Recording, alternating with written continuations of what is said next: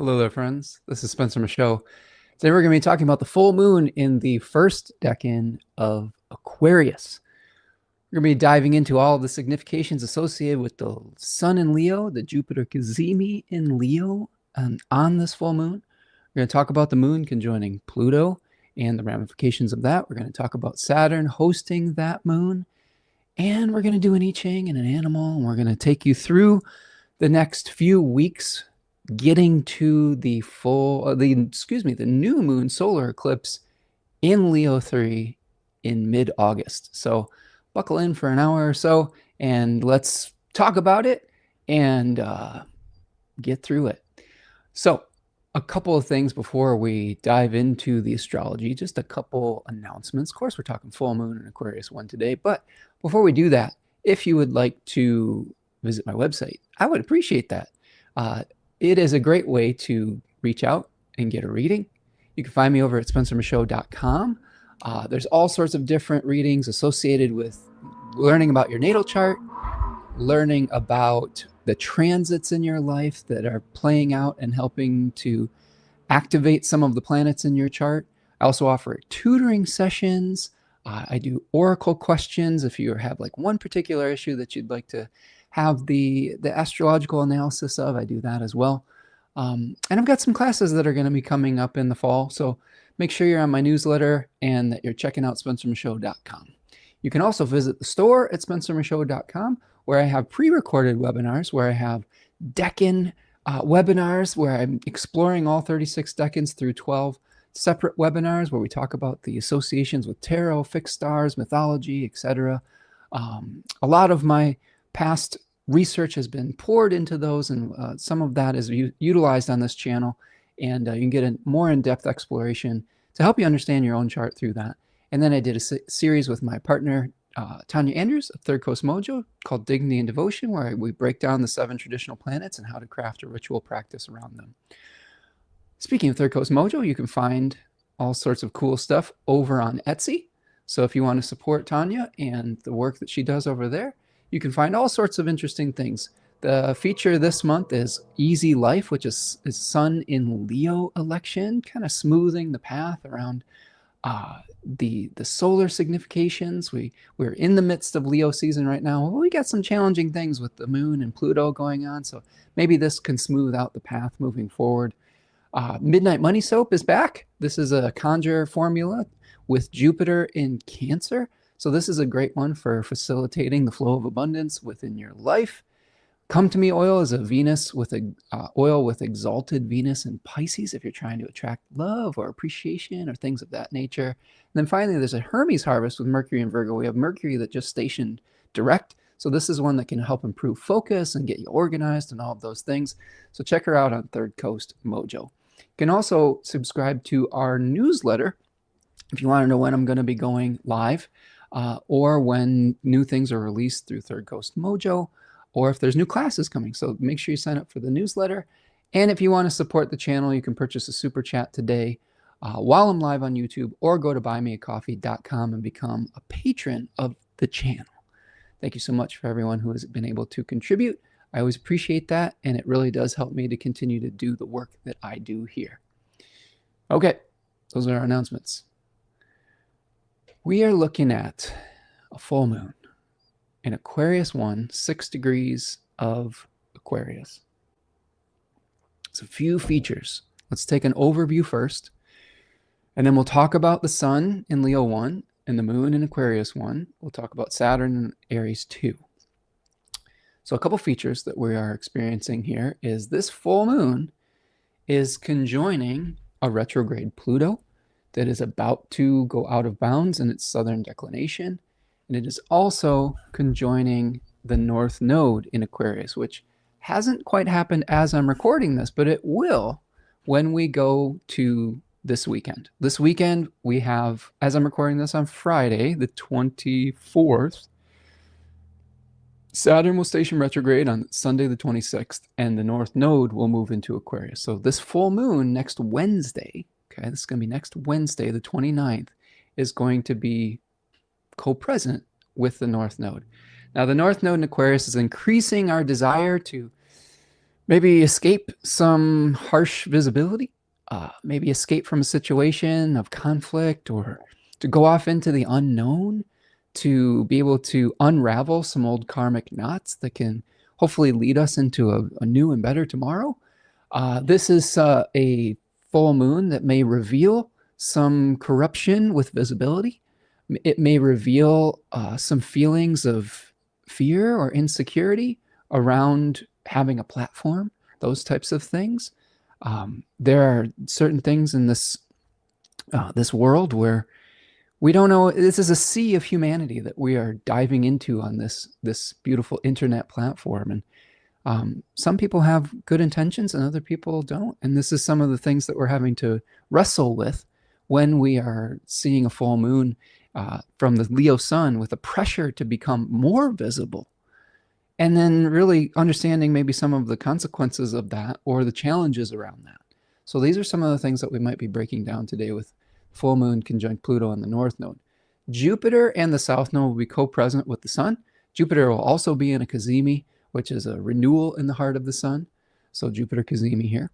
We'll talk about that in a second. But the south node, potentially reducing our desire either for visibility or for fighting for some kind of longly cherished belief. We might be trying to step down off of a throne of power or a throne of visibility because it might just feel unsafe. It might feel like that belief does not serve the type of life that we want to live or exhibit or embrace. It might be that we've learned some new things moving forward and we want to reevaluate some of our values before we keep fighting a losing battle. This might also be where we are retreating on some level so that we can live to fight another day. And this may be an important seed for a new way of approaching our authenticity, right? With Jupiter in the first decan, we might be playing new roles and planting the seed with the Jupiter cazimi of a new role that we might want to play out in the collective. And it may look very different than the one we've been playing in the past. So this is a really important full moon that is anticipating a much, I think, I don't know if impactful is the right word, but a very important series of eclipses that we're going to see in August. Okay, so this is like the last full moon before eclipse season, and there's going to be some things that are revealed to us that may help plant the seed for different ways of showing up in our public spaces or in our families or in our relationships or anything where we're working with exerting our will versus being able to receive energy or like go with the flow or things of that nature. I'll talk about a book that I'm reading lately too that's really been helping me with some of these things. It's called Nonviolent Communication by Marshall B. Rosenberg, and it is really awesome.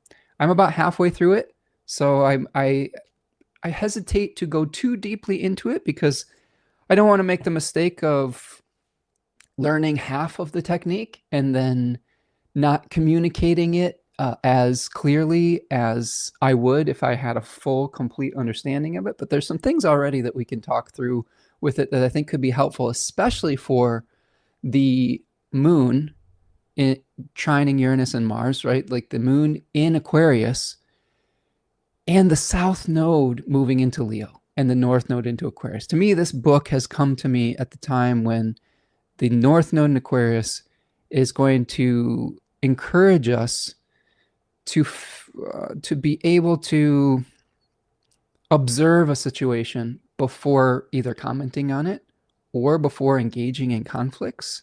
The ability to increase our observational skills and our objectivity is really important, and I feel like this book and these techniques are really useful for that. The moon is going to be trining Uranus and Mars during this full moon as well, so we'll talk about the relationship between those two planets. We've had I've been witnessing a lot of verbal conflicts that have played out with Mars and Gemini, and some that are shocking and some that draw in larger groups of people, right? That are trying to, what may start off as a conflict between two people can kind of take on a life of its own with Uranus involved there, with that being more of a collective planet. And this can be kind of shocking and unexpected. So we're going to look at kind of the relationship with that as well. The other thing that's happening at this full moon that is a prominent feature of it is Mars is squaring Venus. So there is a Mars-Venus square that's kind of built into the full moon, with Mars in the third decan of Gemini and Venus in the third decan of Virgo, a place where Venus is fairly uncomfortable. It is in its fall. So Mars is in that overcoming square to Venus, so that we could be feeling like there are too many options, and that's putting a lot of pressure on our ability to bring something into form and feeling of overwhelm. When I was coming to the live today, my brain was starting to get activated with a lot of things that I've been trying to parse out in different categories of my life with lots of different information. There's just been a lot of different voices that have come in different projects lately that I've been trying to work through and to balance. And I think that with this Mars-Venus square, we could just start feeling a little bit of overwhelm around that. And how do we work through those feelings? How do we prioritize? How do we let go of some of the distractions? How do we let go of some of the lines in the sand we may have drawn about things in our life, whether they were positive or negative, like where we get into black or white thinking? I think this is something that we could work through with this as well. Okay, so that's kind of the bigger picture with all the themes that I would like to explore with this today. This is let's see, let me share my screen again. Where did it go? I have my thing up here. There we go. Just want to show you some of the things on the screen first. Okay.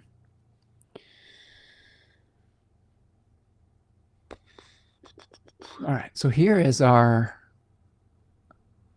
full moon, right? Of the things I was discussing, you can see that there is the Jupiter Cazimi here, 6 degrees of Leo, opposing the 6-degree Aquarius moon, okay, just having come off of a conjunction with Pluto, okay, really close to a conjunction.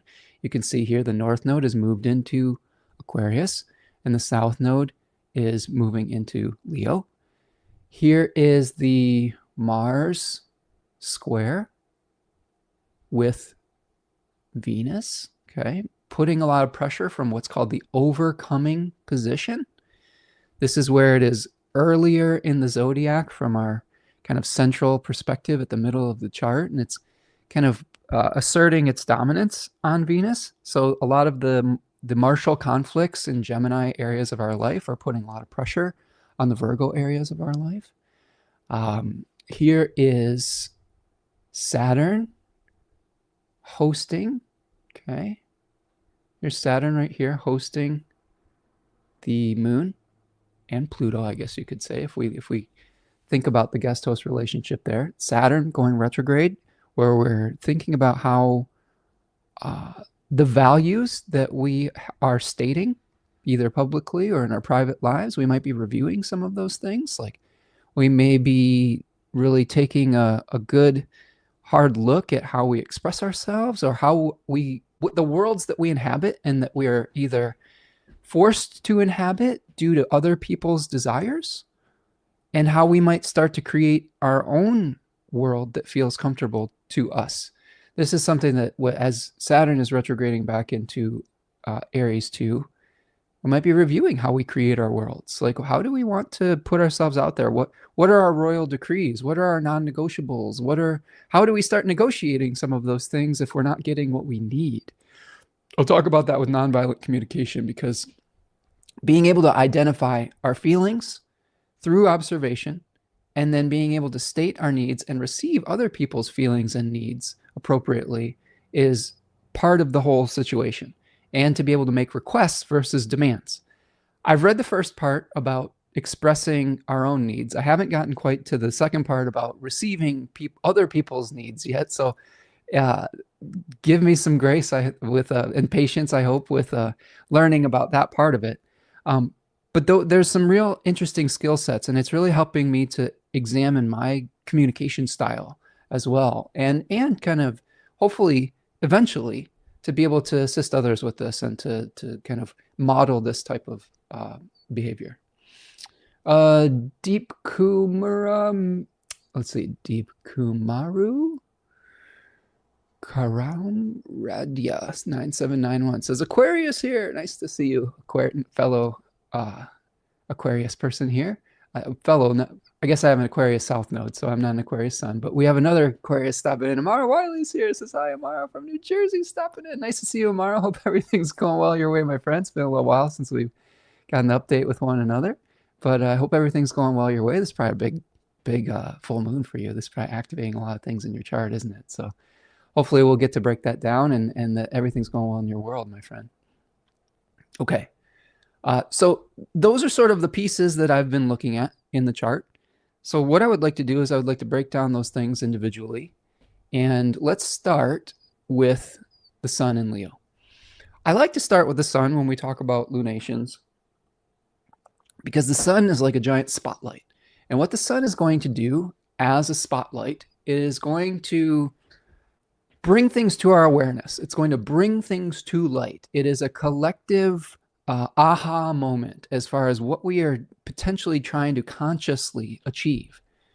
The moon is a receptive vehicle. It is a manifester. It says, I'm going to collect all the light. I'm going to collect all the intention from the sun, and I'm going to make something with it. I'm going to manifest something. So when we have full moons, we have an intention of the sun that is being received in the opposite manner with the full moon, right? We were trying to kind of, I don't know if harmonize is the right words, but we're trying to hold the paradox of opposites at a full moon. And it's really fascinating to me because we plant the seed at the new moon, and the moon is in the same decan, it's in the same degree at the new moon, and it's saying, all right, I'm ready to receive that light, and I have the same, similar intentions, etc. But at the full moon, it's sort of there's a push and a pull. So what are we trying to achieve with the sun in Leo 1? We're trying to achieve the ability to wield visibility and invisibility.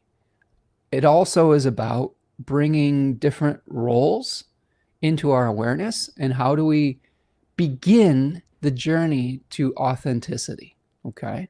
Begin the journey to authenticity. So we have a Leo 1 sun that is represented by the 5 of Wands.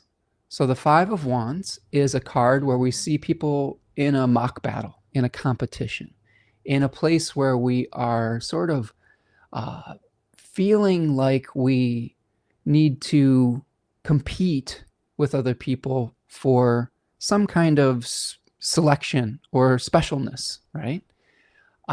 We see this competition in business. We see this competition within families. We see this competition in sports. Like, this is a very sporting event type of card. And we call it the Lord of Strife. Austin Coppock calls it the Spotlight in 36 Faces. It is a Saturn-ruled decan in a solar-ruled sign. So it is the room in the temple of Leo, right? The solar temple that is everything. It's all about the sun in that temple. But this is the Saturn corner of that temple. And it's a little bit of an awkward marriage, because Saturn is more associated with invisibility, with exile rather than selection, with pressure or bindingness rather than being able to assert our own will. So we may feel forced into playing a certain role that we're a little bit uncomfortable with. We may be trying on different masks in this decan. Okay, so some themes. I'm going to give you some themes to consider here. Mock battles, athletic contests, pressure to strive, to be able to become more visible, spotlights, stages, and role-playing, performance anxiety, and stage fright. This is a really important thing. I've talked to a lot of people that have Leo 1 placements, and they're not always necessarily comfortable with visibility. I know for me personally, as a musician in the past, I'm a little bit of a private person. I do a lot of public things, but being on display, it triggered a lot of insecurities in me in the past. And it was a real struggle to get to the stage, like to be able to get to the gig. To the pressure before the gig made me practice a lot because I feared embarrassment. I think that Leo one, a lot of the fear is being embarrassed or not being able to present ourselves in an authentic fashion. When I actually got on the stage, it wasn't as bad. Like for whatever reason, a switch flipped and I felt good when I was in the moment. But the getting to the point, this is part of Leo one, where we're, maybe feeling some anxiety when our moment is coming, right? And we might be getting some of that nervous energy around it. Masks and crafting a persona. This is Austin in his book talks a lot about being able to utilize the spotlight in a way that is related to our own personal will. And sometimes we want to become visible. Sometimes we want to utilize our ability to be cloaked or invisible. Like if there is a threat looming, we might retreat so that we can live to fight another day. So learning to master appearances and direct attention in the direction that we want it to go versus where maybe the collective may be driving that attention. And we've all made mistakes with this in the past. Like sometimes as we're learning to communicate, or as we're learning, a lot of times when we're young, we are trying on new ways of being in the world, new ways of speaking up or speaking out, or new ways of engaging with the public. And it's not always easy to understand where our authenticity lies within that. And sometimes we haven't always learned the skills that we need, like this book, to communicate what we're seeing and our authentic feelings in a way that can facilitate getting what we want or need out of that situation, or making the change that we want or to see in the world. Sometimes the way that we approach issues and the way that we utilize our spotlight can lead to the opposite, can lead to feeling less safe when we were advocating for safety. It can lead to feeling less included rather than trying to get inclusion through the way that we are participating. So this is the first stage of learning about how to marry your inner core essence with your external expression to be able to feel a sense of validation for that, right? And that validation doesn't necessarily have to come from an external source. That validation can come from you just looking in the mirror and saying, you know what, I did the best that I could today. And tomorrow's another day.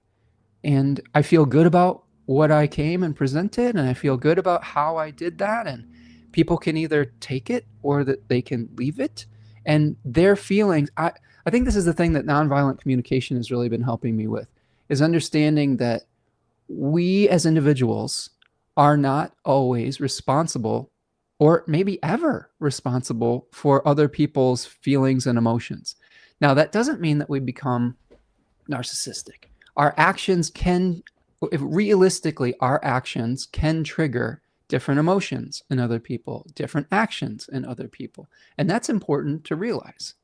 But at the same time, their feelings are their own.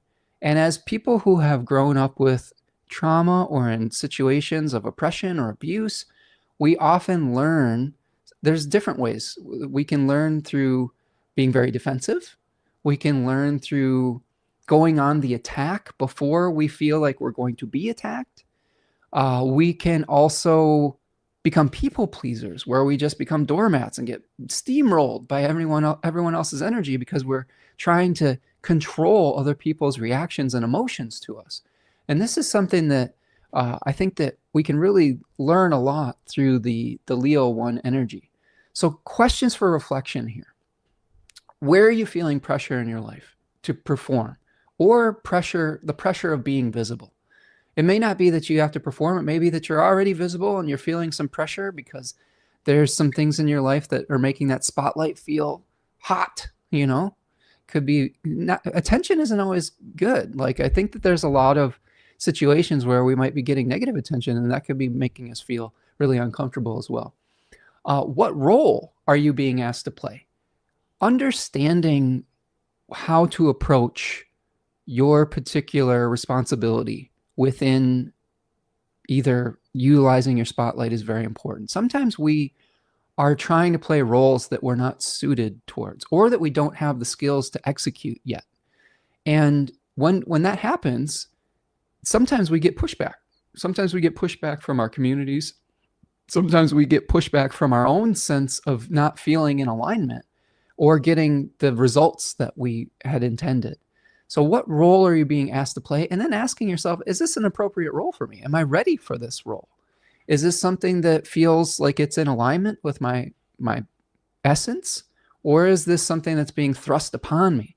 I've talked to a lot of Leo 1 Saturn people with Saturn in this deck, and a lot of times they felt like they were forced to play roles as a young person that didn't suit them. Sometimes they had to be like the class clown or the family comedian or something like that. And that just put a lot of pressure on them and brought them visibility that was uncomfortable. Or there could be other reasons why being visible wasn't comfortable in the past. Is your outer persona in alignment with your inner truth? I think we just covered that question here. Is it time to step into the light or seek refuge? That's interesting. Is it time to step into the light or seek refuge? Sometimes that changes. Sometimes it changes daily. Sometimes it changes week to week or month to month. We all have different seasons of our life where visibility is unavoidable. And we all have seasons of our life where visibility may not be in the stars for us. We have times, like if we're in a 10th house perfection year, where the 10th house is the most visible part of the chart, 10th and 11th house, right? Where we may be having to deal with public attention. When we move into a 12th house year, or when we start going into the lower half of the chart, we might be dealing with maybe not being in a more visible position. There is ideas of the chart being sort of a wheel of fortune. Sometimes we're at the top of the wheel of fortune, and other times we're at the bottom. And sometimes that can shift over time. And we have to learn how to deal gracefully with being at all points within that wheel. How do we become in alignment with the center of the hub, rather than getting tossed and turned by the twists of 2K or chance or fortune? That to me is the liberating part of all this. How do we become connected to our own center that isn't going to be thrust up and down, up and down, up and down? Okay. What ambition in you has been ignited? This is, I think, an important theme in Leo 1. What types of apathy have been burned away? And I say that because the transition between Cancer 3 and Leo 1 are a transition between saying, I've had enough. I've had my fill. I don't know what's next, but I've had enough of this. And you see the Four of Cups with someone with their arms folded with the Four of Cups. And what is going on there is we've satiated the needs of the body. We have more than we need. The moon is associated with the body, Cancer being hosted by the moon. We are moving into a solar ruled area where we are igniting the flames of passion. We're trying to find meaning that is not necessarily just related to the body. It might be more related to the spirit. So what ambition is starting to be reignited again after we get past this feeling of being too full? And then finally, how can you learn to direct and focus your will? This is an important one because there are two different ways we can do this. Sometimes we can over-assert our will, where we make demands rather than requests, and that can lead to resistance and rebellion from people. Or we can under-assert our will, where we're becoming a doormat for people and we're not really speaking up and asking for what we need. One of the things that the Marshall Rosenberg Nonviolent Communication book is teaching me is that it's making me realize how difficult it can be to articulate a feeling and a need. I know as someone who has a lot of Cancer placements, asking for what I want has not always been direct. And the Cancer energy sort of skirts around an issue. It will go sideways. It will go around what it really wants. It will implicate through nuance. I would really like this, but we don't come out and state it for fear of rejection. And I think that the courage that we need in Leo is to be able to state our needs clearly without aggression and violence, and without them becoming demands. leaving space for the other person to state their needs and wants, and for us to come to a harmonization. Sometimes our needs and wants conflict with other people's needs and wants. And then how do we bridge the gap between those? Again, that's the second part of the book. I'll keep you updated with that. I'll have this book finished by the probably in the next couple of days, but probably at least by the next time we talk about the eclipse in Leo. So because I think we're going to really need those skills moving forward. We may not be able to assert our will by dominating others anymore. That just doesn't work ever. But we've seen so many people trying to dominate each other and assert their will through physical, emotional, and intellectual violence.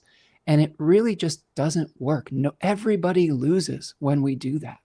So how do we start to create win-win situations? By understanding how to ask for what we need, but in a more mature fashion, right? Okay.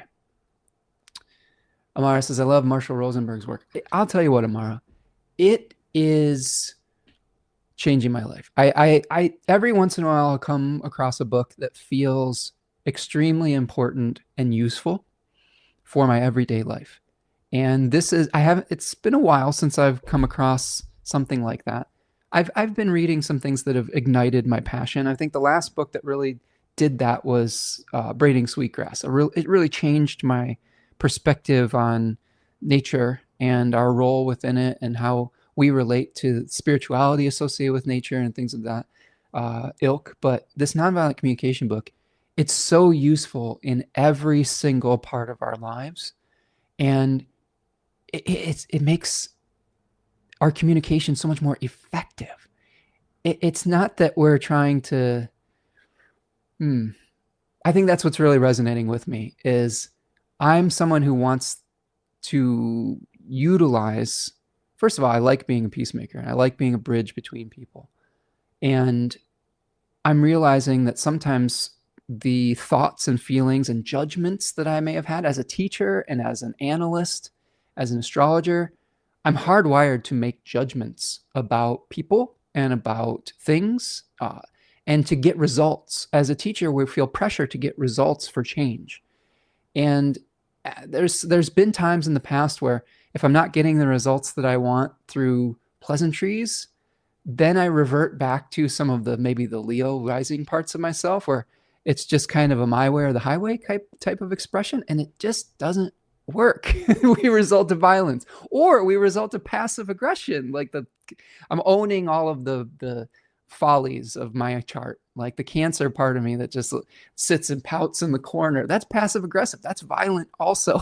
So, because you're not going to get what you want, you don't get what you need. So learning these skills at any age, right? As a teenager, as a middle-aged person, as an elderly person, as a parent, as a teacher, as a client worker, as a social media personality, all of these things can be useful to help us get more connected with what we need and create win-win situations with other people and help them to get what they need as well. It's not just about getting what we want. That's the narcissistic part. We want everybody to get what they want as much as possible, as long as it is doing no harm, right? Yeah. Okay. So that's the sun in Leo 1. All right. It's in its own domicile. So the sun has a lot of power in this area of the zodiac. It is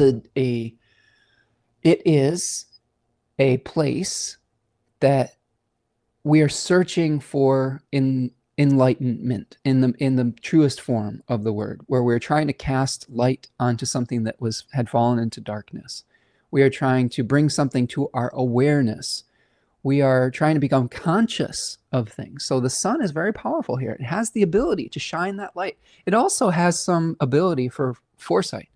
The Greek myths surrounding Apollo, one of the solar deities, talks about being able to see a great distance into the future. So we might be able to utilize these things to see what's coming around the bend. Let's talk a little bit about the moon in Aquarius. Let's shift gears here. So we've got the moon in Aquarius 1, and we have a very different experience in this decan. Here we see the 5 of Swords, where we have a person that is collecting swords in the foreground. Swords are associated with air and ideas. The wands are associated with fire, okay, and with passion, with spirit fire, things of that nature. Here we're talking about almost an intellectualization of our needs, wants, and desires. This is a card where we see someone potentially smugly collecting swords while two figures go off into the background in defeat, right? This is called the Lord of Conflict and Defeat. Austin Coppock calls it the mark of exile.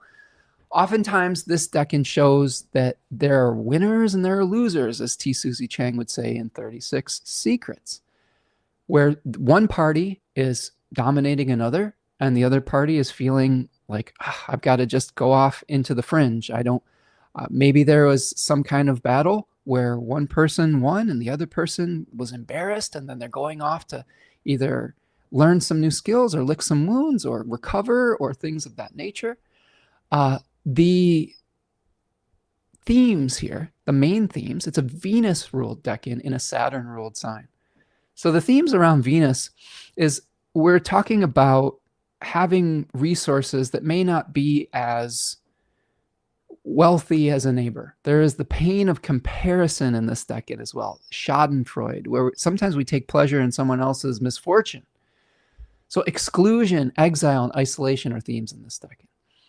Severity of thought, where we're having thoughts of revenge or thoughts of jealousy or thoughts of schadenfreude at someone else's pain. We may decide to sacrifice some of our security for freedom, to go off on our own, to not necessarily have to try to please a centralized power that we don't agree with. So that there's going to be conflicts between centrality and people on the fringe with this type of decanic opposition. Okay, we have people in power, we have people that are maybe not in power, and then how do they interact, right? This decan also can represent bizarre aesthetics or eclectic tastes because of the Venusian element to it.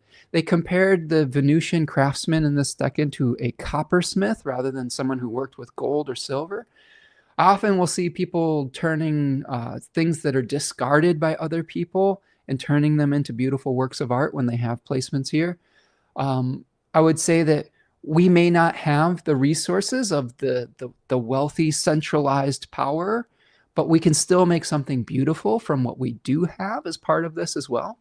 I was seeing someone was commenting on it was a sports podcast I was listening to, but they said comparison is the enemy of joy. And that really resonated with me because oftentimes we compare the resources we have to others, the amount of attention we can receive on various platforms to others, or our skills or our bodies to others. And that creates just suffering, really.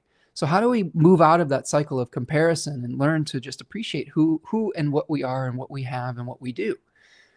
So that's part of the schadenfreude pain of comparison, right? Sometimes when we go through those comparison exercises, if we feel bad about where we are versus someone else, we can take pleasure in seeing them fail or seeing them suffer, right? So and that's really toxic. So how do we get out of that enjoyment of other people's suffering by removing the need to compare our lives with theirs? Because everyone's got a different journey, right? Everyone's got a different role to play. We have different sets of circumstances, and we are learning different things from those circumstances. So questions for reflection with Aquarius I. How can you effectively break away from the herd? How can you go your own way if the group starts to feel like it's not supporting your authentic journey? How can you start to go your own way without a need for validation from a group that may not have the skills to give you that validation? They may not understand how to communicate in a way that will help you to feel like you're getting what you need. I think of the internet and various forms of social media as there are certain corners of the internet that are extremely toxic, and expecting validation from those corners is an exercise in futility. And the more that we start to come to terms with that, the more we can start to find real authentic expression and self-validation rather than external validation. So can you turn your alienation into independence? When you stop caring what people think about you, you're liberated from the weight of their expectations, right? I had to learn this the hard way. As a young Leo North Node rising. I hungered for people's approval. I hungered for the validation of my community. I hungered for the validation of being a musician and being able to express my deeply most cherished emotions and feelings and observations. And it led me sometimes to make some choices and decisions to support that brought me into relationships that didn't actually foster that. It brought me into face to face with the machine that is the music industry.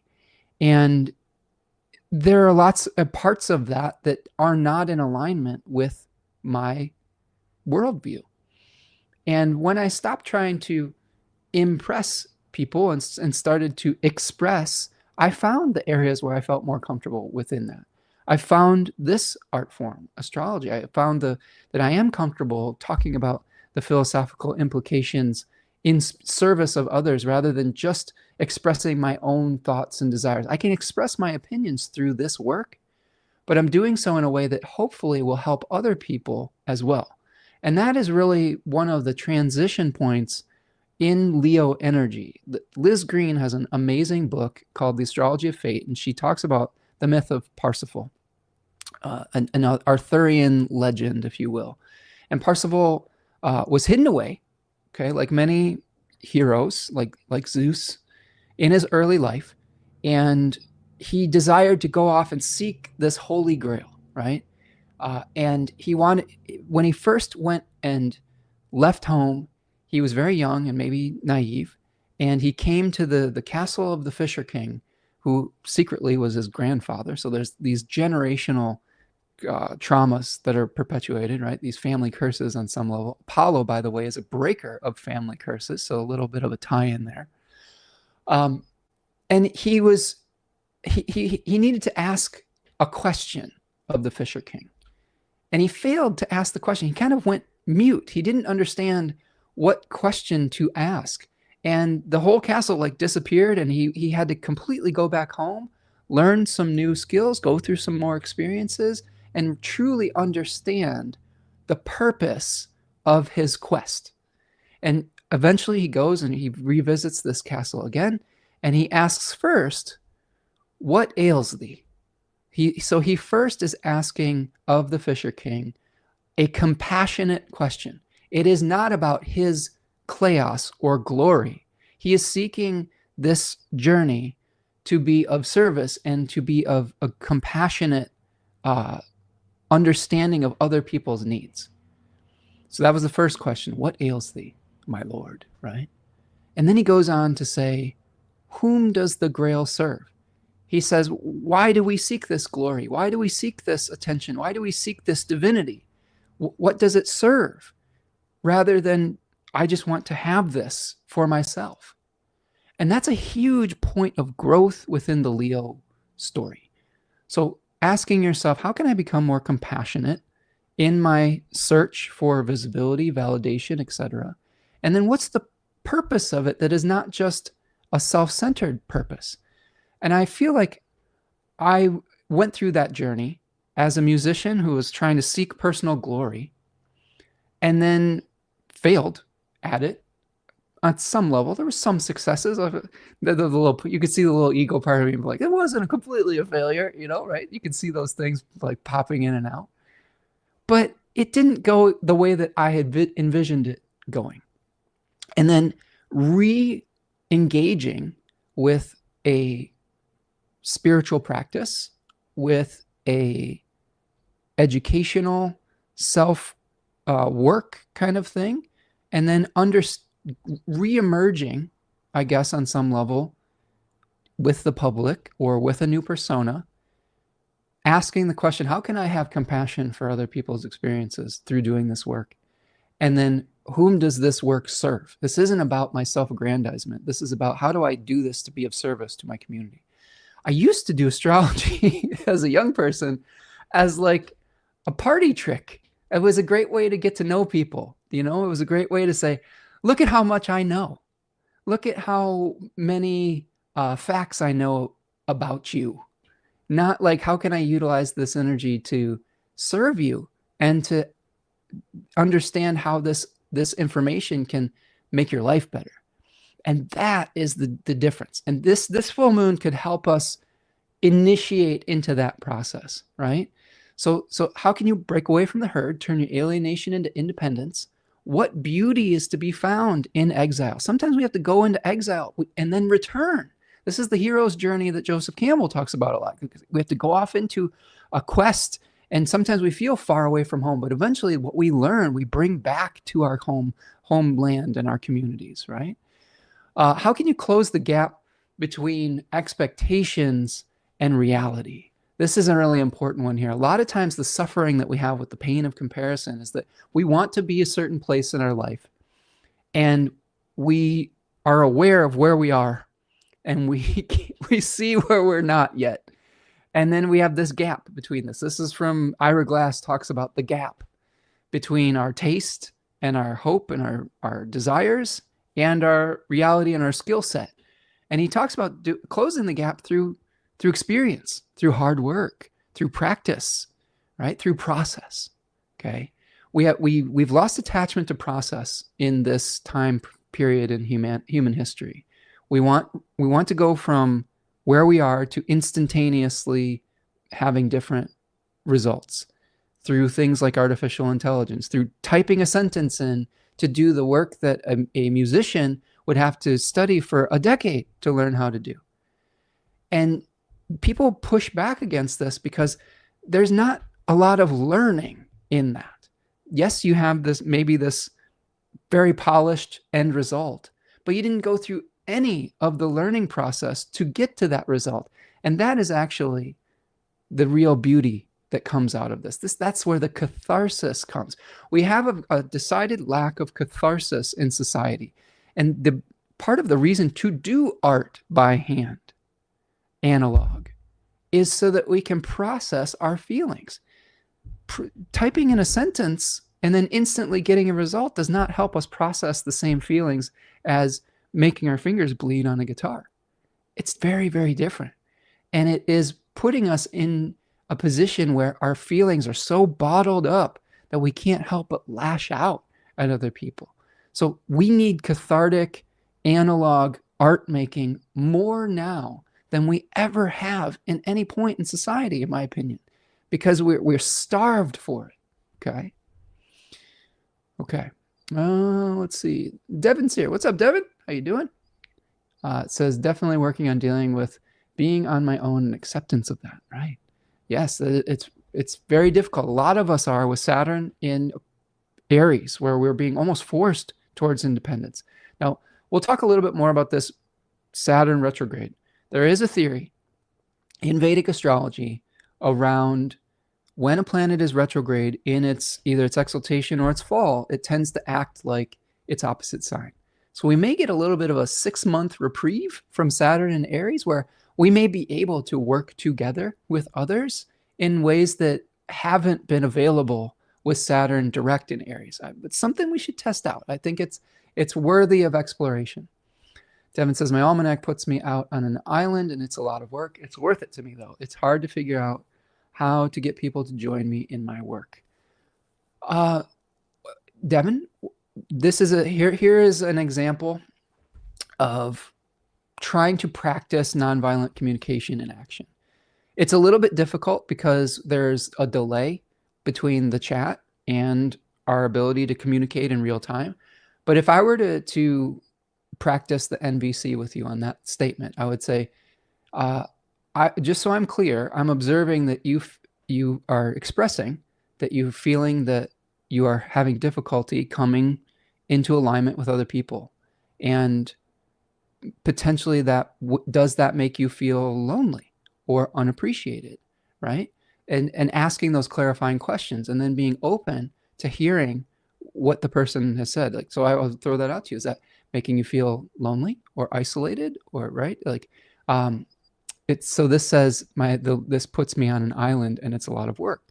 Now, Devin's already a good communicator, so he's not going to have the types of inflammatory statements that we might see, where like if he were to state, I'm working so hard and nobody understands me, then we make hyperboles, right? We are saying things in an exaggerated way that don't allow us to get more clarity. So one of the things that we could say is, how do we connect Devin with what he needs, which is, I think, if I'm making an assumption here, because we don't have real time back and forth, it's a little hard to do in this format, so I apologize for that. So if I'm putting words in your mouth, Devin, please put clarification in the chat.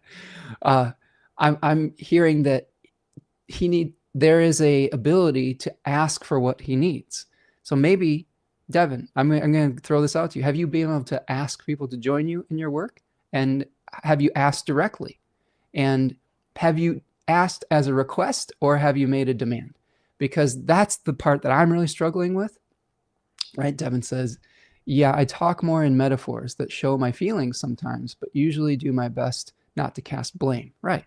And metaphorical talking is okay, but it is an indirect way of communicating. Sometimes I'll talk in metaphor, and what I really need to do is ask someone, are they able to help me meet my needs? And if they aren't, I have to be, the request part of it is being okay with their no, right? When we ask for something that we need, and then we start to either become passive aggressive or we lash out because we're not getting what we need, that's a demand. That's violence. And I recognize that in myself. Like when I don't get what I want as a former only child, Leo rising, I can feel the anger and the desire to dominate the other person come up in my mind. I don't take no very well. And this is helping me more in the emotional intelligence realm understand that that doesn't help you get any closer to what you want, because when you start to make demands with other people, that raises their resistance, right? Because they're not getting their needs met, and all we're doing is just getting further and further apart. So how do we start to communicate in ways where we express our needs, allow other people the space to meet those needs without being coerced into doing it, and then everybody is hopefully getting closer and closer and closer to what they want with a number of back and forth clarifying statements. Karen is here. What's up, Karen? How you doing? Nice to see you. Hope everything's going well. Sorry, Karen, that LeBron James did not choose Cleveland today. For those of you who are just tuning in, LeBron is going to Philadelphia. Kind of a surprise. After I kind of thought he was either going to Miami or Cleveland, but he's going to be a Philadelphia 76er. And Karen's a Cleveland native, so I don't know if there's any mourning with that, or if you guys are over the LeBron experience, but I'm glad that you're here today, and I'm just kind of trying to lighten the mood, friend. And I hope everything's going well with your Third Coast Mojo stuff. So Karen, you got a really nice little thing from Third Coast Mojo, and hope it's serving you well, my friend. Okay, so I feel like we've taken a good look at Aquarius I. All right. Let me see here. Let's keep going. What do you say? What's next? Let's talk about the host. Let's talk about the host. Before we get into the host, we're getting close to the hour mark here, right? So let's take a little break. Okay. Kate's here, says, submit to my subliminal collaboration requests. Exactly. Right? Subliminal. Yeah. And it's sometimes I'll work with clients a lot, and they want something from either their partners or from their communities. And I'm like, well, have you asked for it? And they're like, well, no. It's like, well, your partner's not a mind reader, and your community is not a mind reader. You have to be able to ask for what you want. And it has to truly be a request rather than a demand, because a lot of times we will cloak a demand in a request, and that actually backfires because people will push back on us. Devin says, definitely don't make demands of people. Just need to continue moving forward with the project. I had to break through with appreciating my own efforts this morning. Well, there you go. Good. Yeah. I mean, sometimes we have to let things cook in the background, right? Sometimes there's something that only we can carry the passion for, right? And the key with that, Devin, is not to take it personally if other people aren't able to hop on board. A lot of times what we're trying to get clear on is that everyone's got pressure and demands on them and priorities. And a lot of times when people are not joining or jumping onto the ship, it's not because you don't have a good idea. It's because they're just overwhelmed.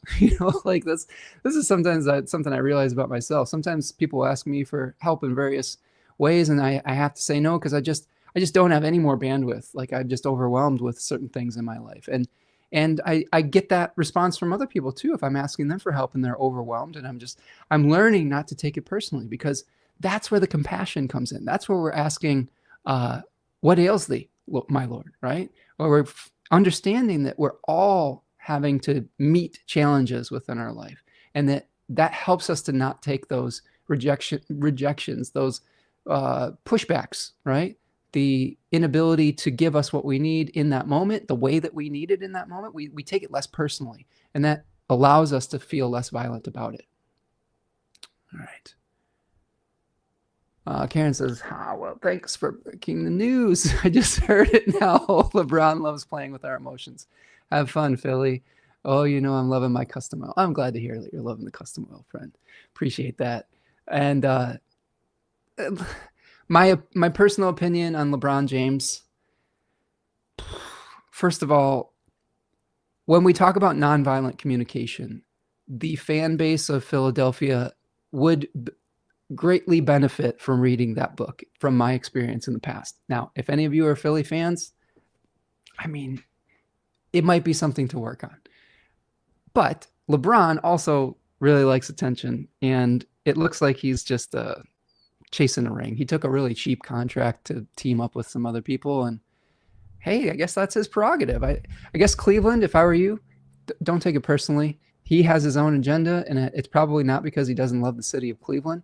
It's probably just because he's more concerned about his legacy, because he suffers from the pain of comparison to one Michael Jordan. And honestly, it doesn't matter what he does in the next couple of years. He probably won't necessarily be able to overtake the legacy of Michael Jordan. That's my personal opinion. But this isn't the forum to have the Jordan versus LeBron debate, but it is a fun one. Okay. Kate says, I just like the sound of my lady and my lord. There you go. All right. So I said I was going to take a stretch break. So let's do that. While we're stretching, do me a huge favor, friends. Please go and like the video.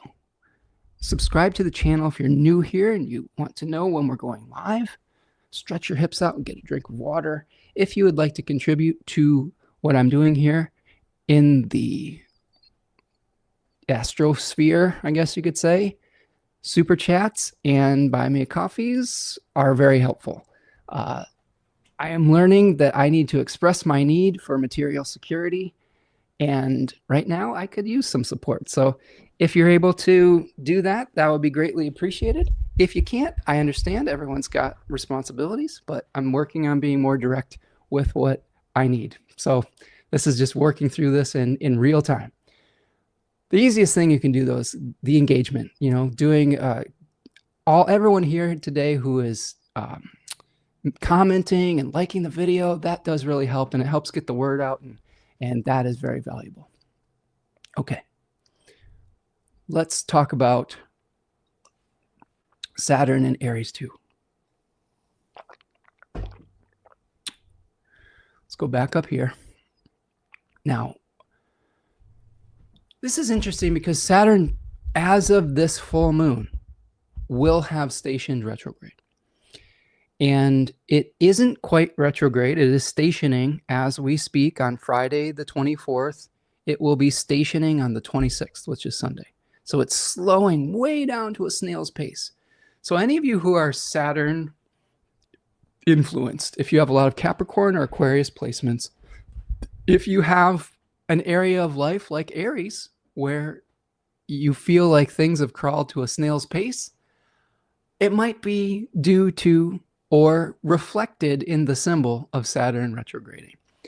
And I think that this is a point where we are, first of all, in the public discussion, a lot of people got very upset about this particular Mercury retrograde cycle recently. They were like, we all got Mercury retrograded. They're like, Mercury's in the blender, or whatever the kids are saying these days. First of all, Mercury stations retrograde 3 times a year for a couple weeks at a time. It's not an uncommon thing. It's not always violent, all right? But This particular Mercury retrograde that we just came out of, because Mercury just stationed direct yesterday. First of all, just a really interesting astrological aside, piggybacking off of the LeBron James thing. LeBron James is a Gemini rising. He's been holding the league and everyone else basically hostage with his decision of where he's going to play throughout the entire retrograde cycle. And just as Mercury stations direct and is coming out from under the beams, lo and behold, he's made a choice, right? And Gemini is his rising sign. So I thought that was like, oh, that's astrology in action. But this Mercury retrograde may have felt a little bit more hazardous because of the fact that Mercury is hosting Mars and subsequently Uranus. We had a Mars-Uranus conjunction within this Mercury cycle, okay? And we could be reviewing the way that we argue with one another or disagree verbally on our cherished ideals. So you see how I've seen a lot of people in my sphere starting to reevaluate the way that they express themselves verbally and through their ideas. And because of the fact of fallout from like conflicts, okay? And to me, that's why this is important to me. How do I model this how do I utilize this myself, but also model this for people in my life or my community and things of that nature?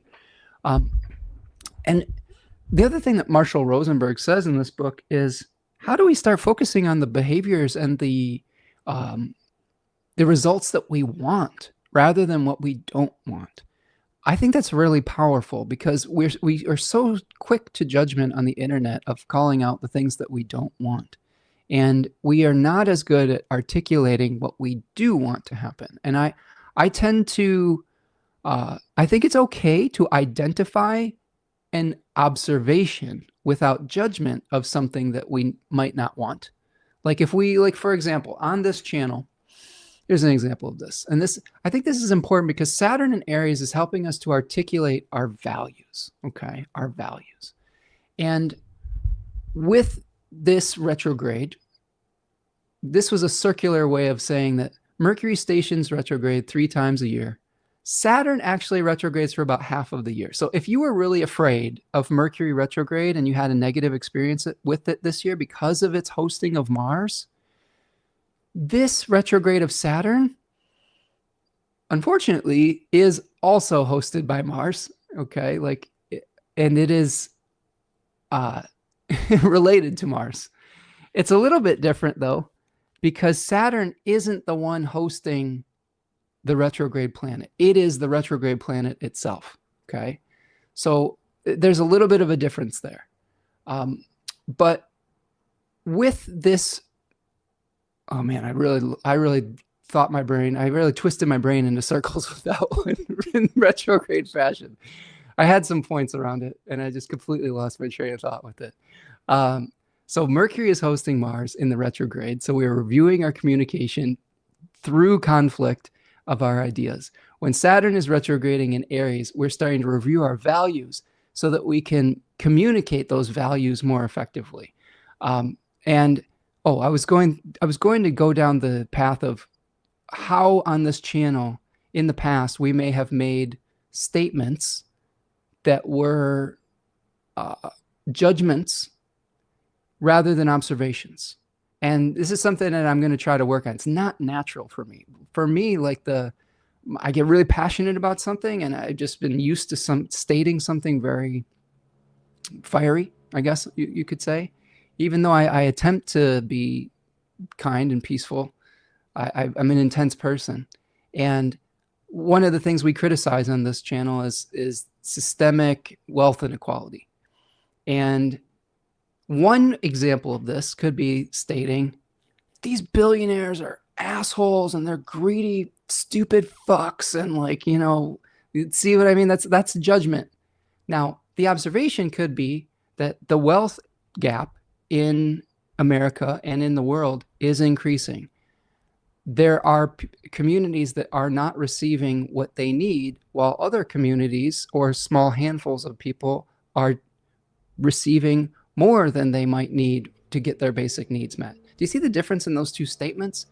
And that's how we call out and then subsequently call in and say, what I would like to see is I would like to see the wealth gap close. I would like to see people who don't have what they need get more of what they need. And I would like to see the excesses of a certain handful of people stop hurting people. Okay, right? I would like to see them that become more into balance. You know, you could also state many of the policies that we see publicly are how do we objectify this? Because this is something that this is hard. This is really difficult to do in real time because there's things that really make me upset about a lot of these things. There are laws that are being dismantled that used to protect environmental spaces. Okay. If we said that in the violent way, we would say the Republicans are just destroying everything on the planet. Like, right? And that casts blame and aspersion. But the objective observation, laws are being dismantled that used to protect shared public spaces. And the people that are benefiting from that are benefiting through profit. Okay. So that allows us to say that, and that makes me feel very sad and angry, right? So you make the observation. Okay. I'm teaching you in this moment, I hope, how to review Saturn values in a way that can actually bring us closer to what we want and to be able to articulate our feelings through our observations and then state a need and a desire. So if we did this by observing that laws are being dismantled that used to protect the environment, I feel angry and sad because I love animals and trees. Hence, I would like to see protections restored to those spaces. And that allows us to get further on. And then we can take the actions of how do we get to the point where we start restoring protections on public spaces and natural spaces. And you start going through that motion. But do you see how when we state it that way, it hopefully can reduce resistance? Now, the capitalist could say, well, I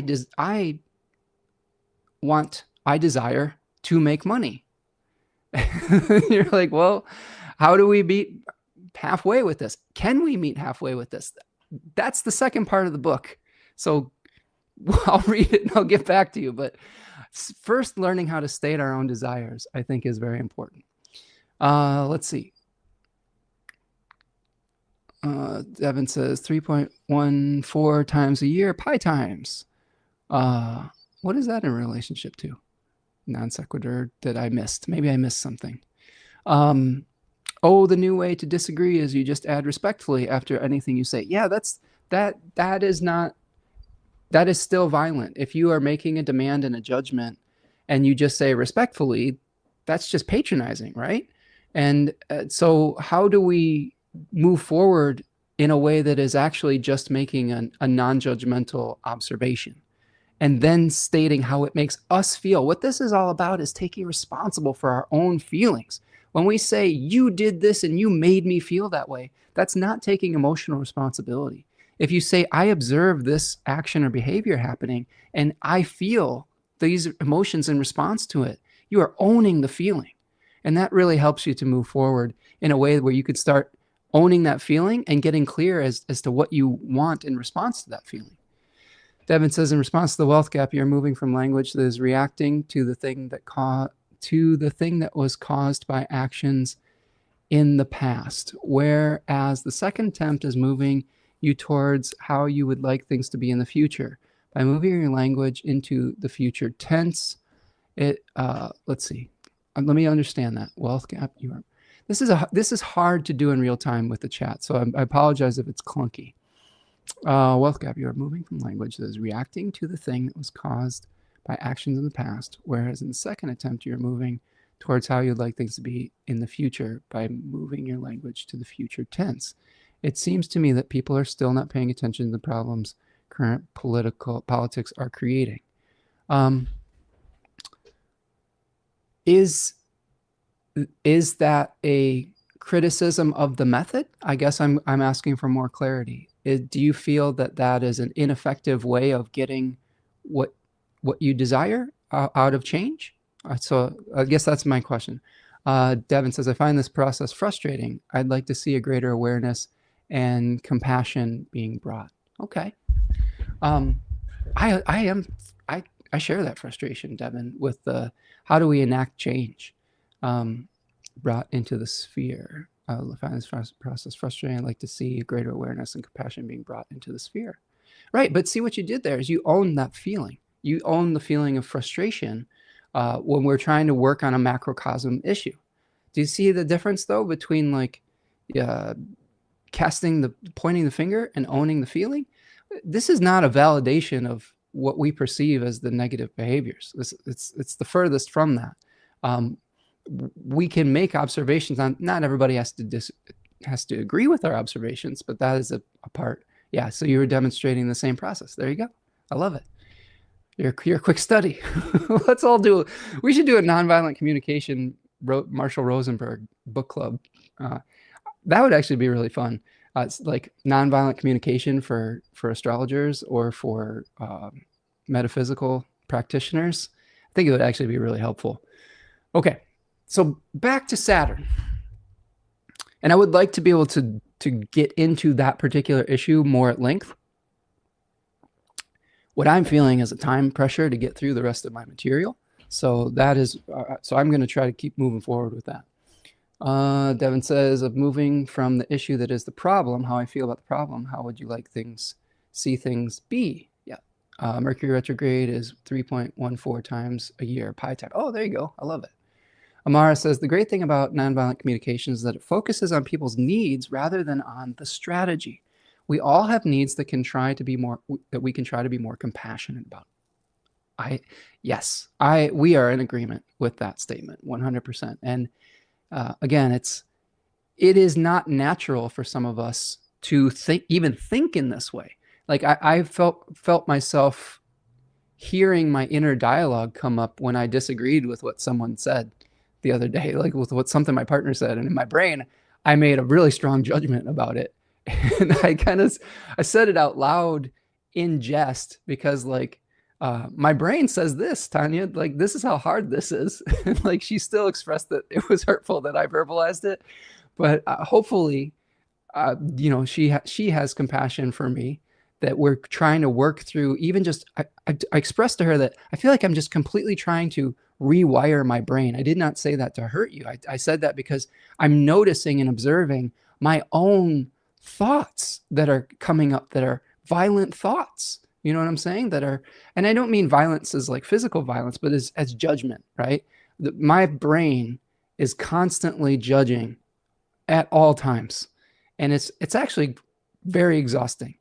I would also think that a lot of our judgmental tendencies are because we don't have a need being met for safety, right?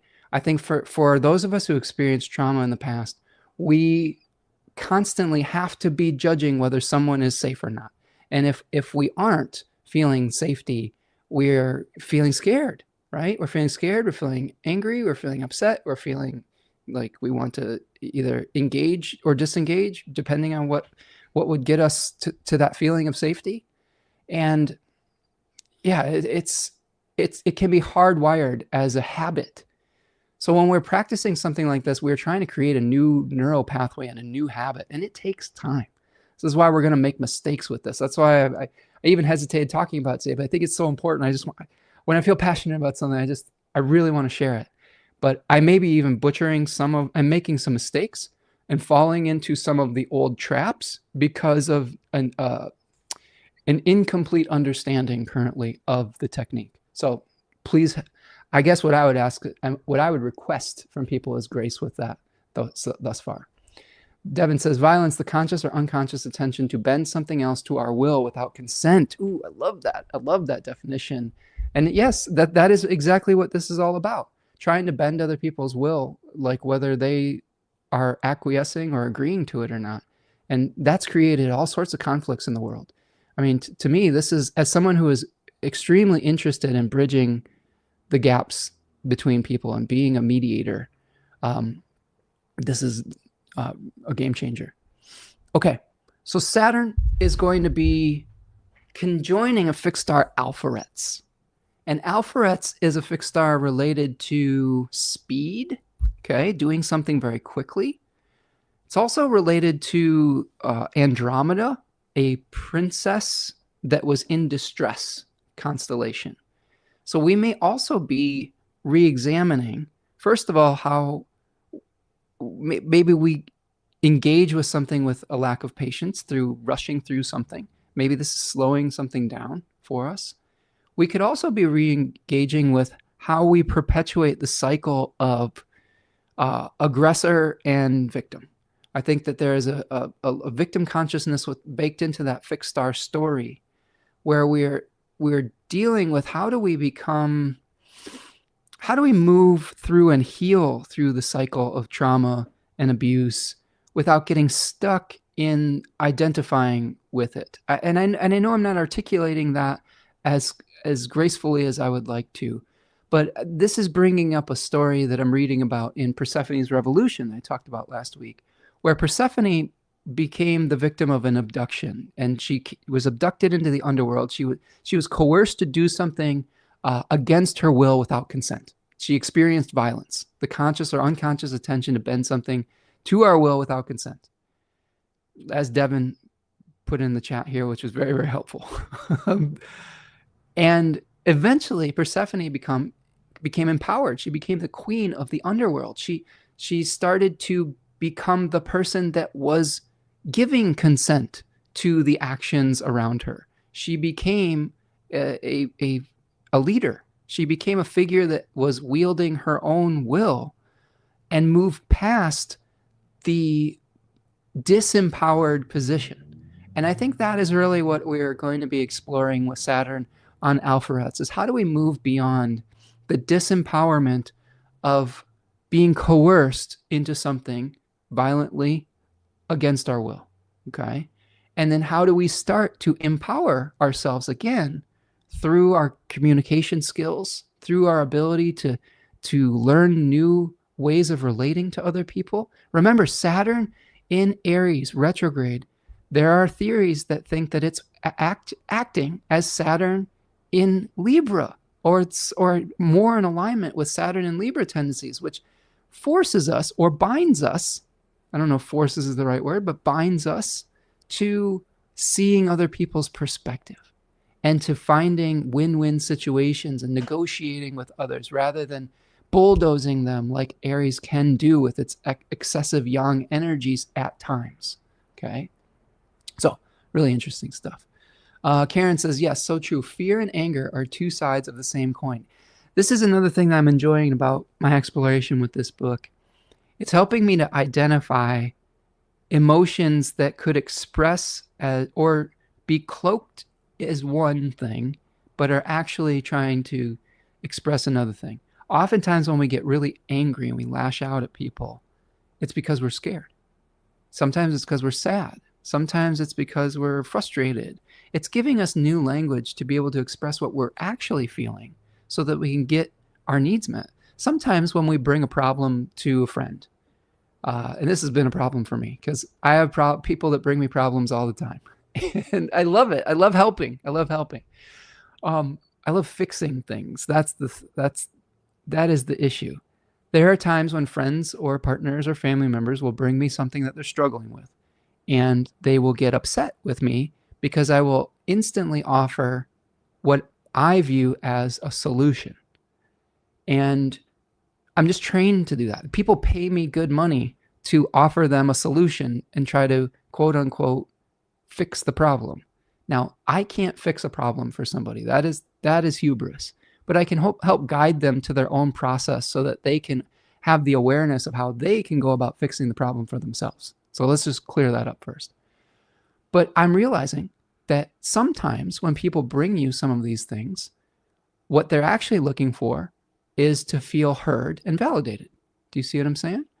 And that's tough in client work too, because sometimes a client wants to hear heard and validated and doesn't want a tangible solution. Other times, that's not what they're looking for. They're looking for tangible solutions. So when we clarify those two things, it can help people get what they need versus almost wasting time not getting what everybody needs within the situation. So let's keep going. So that's Saturn in Aries. Saturn is going to be retrograde in Aries from the 26th of July until December the 10th. So it stations direct at about 7 degrees of Aries, which is very close to that active degree that we saw that was activating a number of world leaders' charts. It was squaring Mercury in Trump's chart. It was squaring Hegseth's Mercury. It was right on Epstein's moon. So a lot of the things that could be something that is reviewing. We talked about this earlier with Saturn's cycle, that this point could be reviewing some things with those particular leaders that could be playing out for the next 6 months as well. All right. So let's do this. Let's take you through sort of the unfolding of this over time. So we're going to have 2 charts. It's a biwheel. So we have the transits on the outside. We have the full moon in Aquarius I on the inside.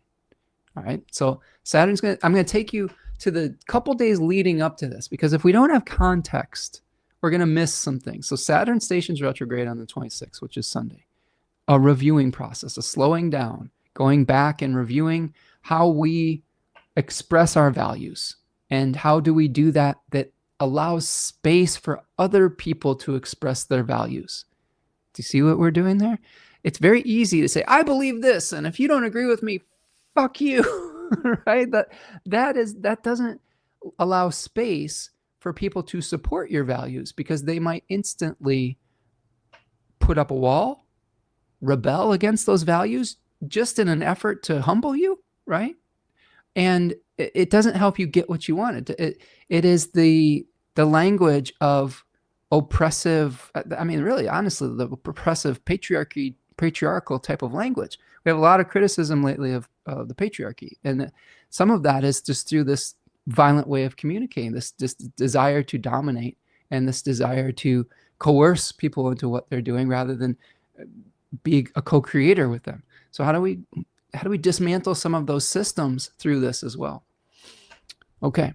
The North Node also moves into Aquarius on that day. So let's go back. Sorry, this is not what I'm showing you on the screen.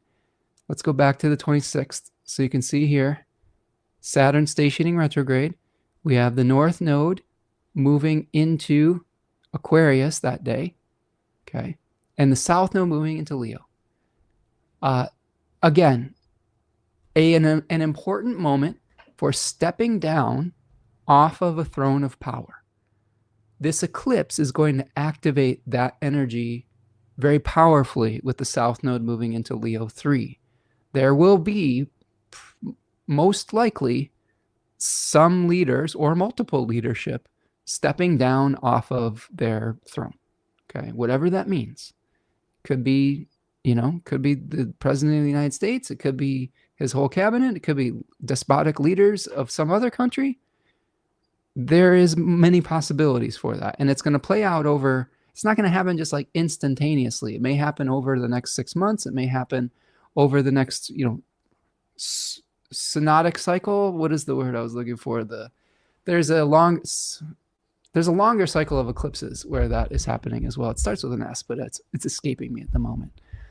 What is increasing with the North Node in Aquarius 3? The ability to unravel old karmic knots.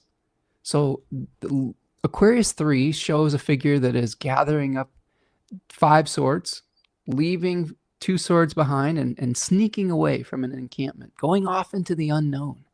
And it might be a result of what we saw and experienced in the first decan of Aquarius. If we go back to our Aquarius decans, you've got the conflict and the defeat, the desire to go off into exile, maybe even intentionally. And then we have the ferrying across the waters in a liminal space from one shore to another, one reality to another. Okay. And in this decan of Aquarius, we've kind of gone back to the old circumstance, revisited it to be able to learn something and take some wisdom with us, and then actually go into the new experience without necessarily without looking back. Although this person is looking back, we have to look back first and then go off into the unknown. A lot of people that I've worked with client-wise that have placements in this decan experience a lot of frustration because there is a circumstance in their life that they're tied to that they really would benefit from leaving. And many years ago, I had a client who had Mars in this decan in the third house, and they had an abusive sibling. And they were kept trying to interact with the sibling because they felt some responsibility and some old ties with the sibling. But eventually my advice to them was, Mars is actually asking you to sever and separate this relationship. This is one that might not be salvageable. And if you are able to revisit your frustration but actually leave this relationship behind, you might find a sense of relief. And eventually they did. And that was their the experience they shared with me. They had a lot more relief because that relationship just was not one that was going to work in the form that it was in. So there may be a situation in our life in the Aquarius area of our chart where we do need to learn about something that's bringing us frustration and then learn how to start unraveling the knot so that we can move forward into the future. We may also need to learn how to step away from a conflict, to step down off of the defending of our longly cherished beliefs. This, I think, is really important, especially because, you know, if we have circumstances that aren't bringing us what we want, and if our skill set and our behaviors aren't leading to the results that we're looking for, continuing to defend those beliefs and doubling down on it is a Sisyphean task. It's something that is ineffective. So if we want to be effective in our lives, sometimes we have to step away from situations, get some space and some distance and some objectivity, maybe to learn something or to bring something to awareness. And then we can go on with our lives in a way that is, I don't know, less stressful, creating less suffering for ourselves and others. So this is, I think, a really important moment for learning when to say, this is enough. I need to go.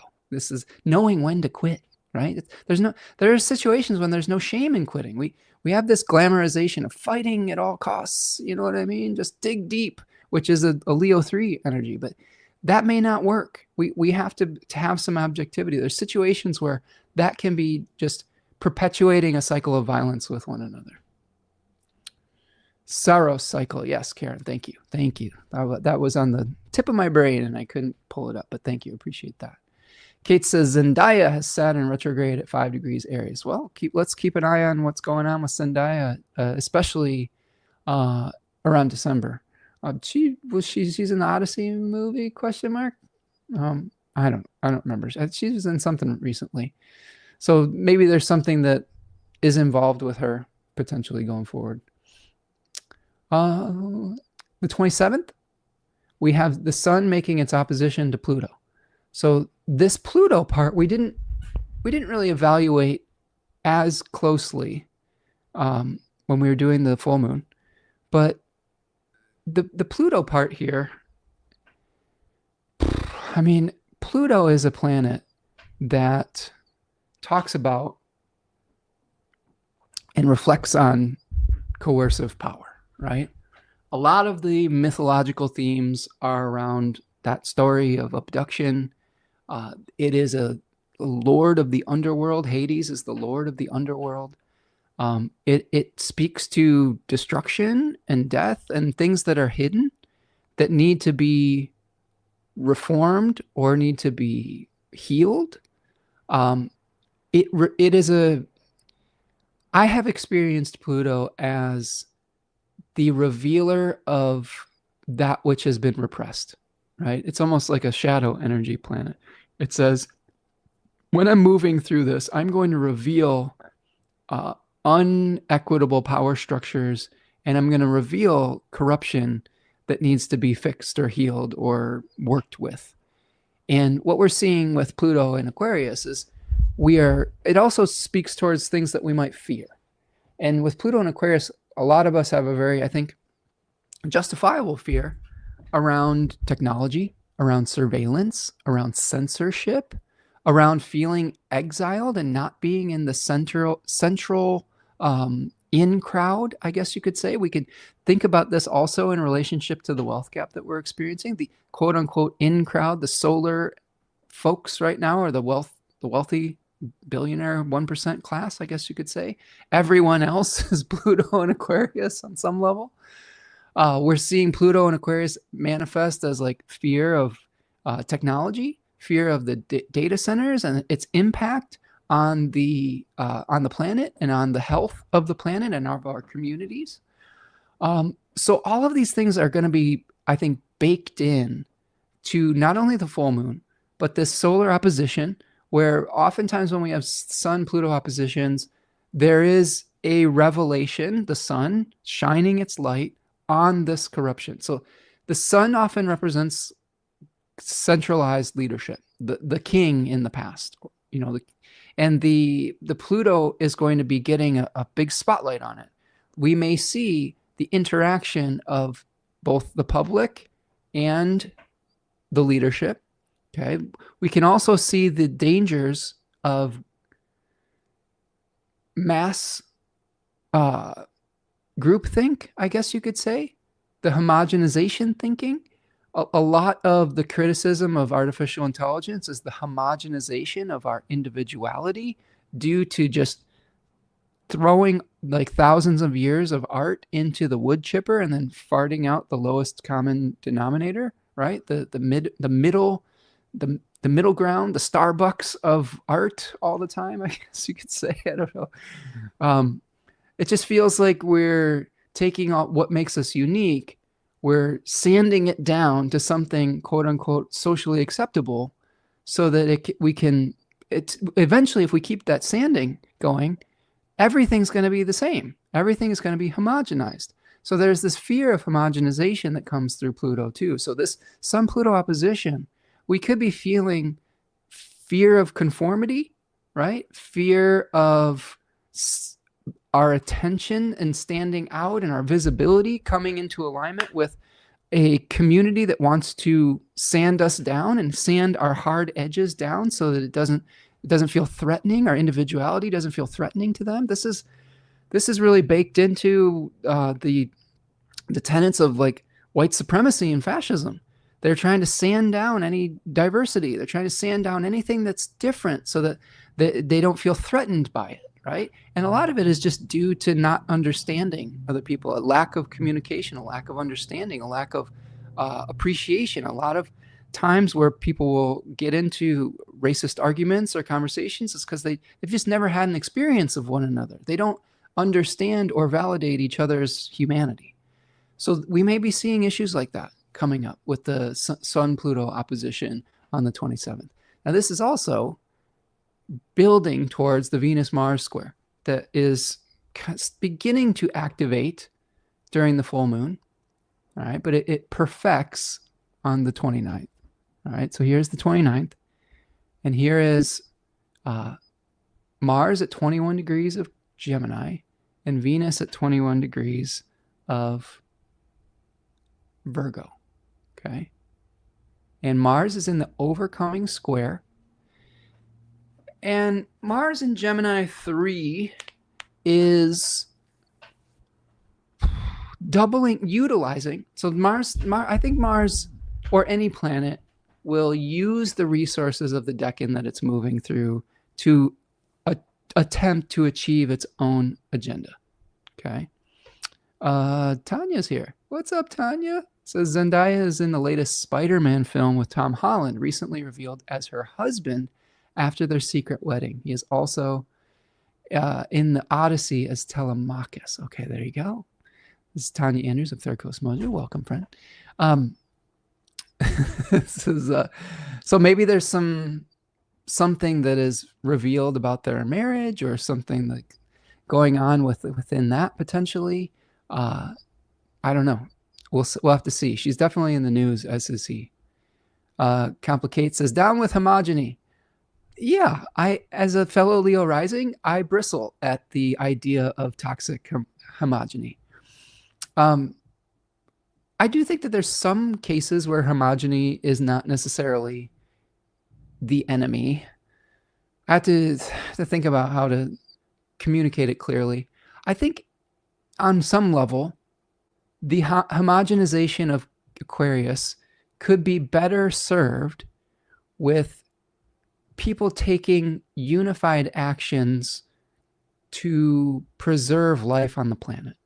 Does that make sense? If homogeny is taking away personal will, ability to exert our personal will and desires and our individuality, then yes, it might feel negative. At the same time, if I'm seeing this from both sides, because every sign has positive and negative things, if I see homogeny in the lens of positivity, how can we make choices that are in service of collective goals that are positive rather than collective goals that are negative? If the collective goal is to never have any diversity, that's negative, right? That is oppressive and toxic. If the collective goal is to be more energy efficient so that we can preserve life for our species and other species on the planet, then that cooperation and that homogenization of action, that alignment of action, could be a positive thing. So I think that we have to be careful with our words with that too. This is something I'm just realizing, that we can see things from multiple perspectives. And what I'm hearing though, Kate, is that, and you can tell me if I'm on the right path or not, is that you're reacting to the type of homogeny that eliminates individuality and individual will. Would that be correct? Right? All right. You can confirm or deny in the chat. Again, there's a 20-second delay from when I say something to when people respond. So it's a little, sometimes it could be a little awkward doing these clarifying types of discussions on a live stream. Kate says, I looked at her chart this morning and we see where Pallas Athena is because her role is Athena. Ooh, that's cool. Where is it? Let me know. That would be neat. Tanya says, just popping in with some weird celebrity facts. I love it. Well, I'm here for it. Yeah, we got some people greeting you in the chat here. Kate says, he's being good, Tanya, I promise. I'm trying my best. I got to tell you, friends, as someone who has strong feelings and strong opinions and a Virgo stellium, communicating in a non-judgmental way really takes a lot of extra effort. And it is very taxing on my nervous system. If I'm full disclosure, I am exhausted this week because I've been trying to practice this, trying to regulate what comes out of my mouth and actually even how I think about things. And it is very taxing on the body. So I'm doing my best, and I'm glad that you all are here for it. And I feel fairly supported within this. So thanks for your patience. Okay, so that Venus-Mars square in the third decan of Gemini, the third decan of Gemini has it has a relationship with black and white thinking, really, like we've been talking about today. There are some Decanic literature that talks about seeing things in high contrast because of its co-rulership of Saturn and the Sun. Sun in the descending Chaldean order, Saturn in the triplicity method. It also brings us to an inflection point where we can't necessarily keep two options alive. And what Mars desires is to sever and separate. It is also the tools that we utilize within conflict. So if Mars is in Gemini 3, the tools that it might be utilizing are polarizing black and white types of ultimatum-like thinking. So I think that this is an even more important time to practice our nonviolent communication because it's going to be very easy to make polarizing statements. So what does Mars want to do there, though?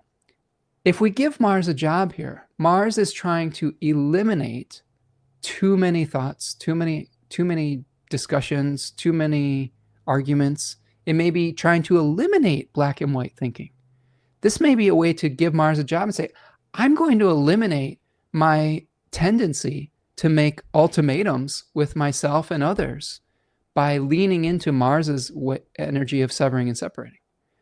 So I'm a firm believer in giving a planet a job to do that is reflective of the place that it is in, right? There's a range of possibilities. When we go through with ignorance, we can manifest some of the more difficult to experience manifestations. But if we go in with foresight, we can actually just give it the job that it wants to do that could be a more positive manifestation of that. Now, what about Venus in Virgo 3? Kate says, I will neither confirm or deny my alliances. I'll just say that I drink homogeneous milk and I've had enough. Fair enough, friend. Fair enough. Tanya says, thanks for keeping an eye on me. Oh, everybody's keeping an eye on me. All right, appreciate it. Love to everyone. Having back to magical tasks. Tanya's been working hard on Third Coast Mojo, so go support her over on Etsy. Sign up for her newsletter too. You can go to thirdcoastmojo.com, I think, and sign up for that newsletter if you want to keep in touch with an even more detailed description of what's coming out on Third Coast Mojo. Thank you, Tanya. So what is Venus doing in this relationship? Venus is nearing its maximum degree of fall. Its lowest point, it's like at the bottom of the well. Venus desires harmony. Venus desires bringing things together. Virgo 3 is very good at separating things out into categories. And when we have a Venus-Mars square with Mars in the overcoming position, our tendency to make black and white judgments could be putting even more pressure on a Venus that is already having difficulty bringing things together. So the tension between ultimatum-like statements and Venus's tendency to utilize separating things out into category brings us into like making black and white bold statements about different categories of people or putting people into a category unnecessarily, right? Just like we fear homogenization, we should also fear or try to work to alleviate being put into a box or a category that doesn't suit us or that isn't appropriate. When we make generalizations about people, when we don't get to know the individual, that's another form of homogenistic violence, right? When we say that this whole group of people does this or this whole group of people does that, that is exactly the type of judgment that we're learning new skills to try to avoid. So the other thing that I would recommend about Venus in Virgo 3 is that decan is related to entropy and preservation. Those are two opposite things. Preservation of things against the ravages of time and the entropy that causes them to return to the earth. When Venus is here, we may be tempted to take actions to preserve something against the ravages of time that may or may not work. Most of the time, not. I remember specifically, this is a story I've told in the past, but specifically when I had some anxiety about my thinning hair, and it's not that bad, but in my younger days, I had a lot of anxiety about it, and I started making this oil that was made from saw palmetto oil and turmeric. So if you know anything about turmeric, it stains really, really intensely yellow. And I would put this on my head once, and I had like this cap, and my hands were like yellow for like a week after doing it once. And it was recommended to do this every day for like an hour. And I was like, Venus was in Virgo 3. And it was me trying to hang on and harmonize something that may not be able to be controlled in the way that I had desired. And the sacrifices would have been too great to do that. I was not willing to stain my hands and everything around me and my clothes turmeric yellow because I was afraid my hair was thinning.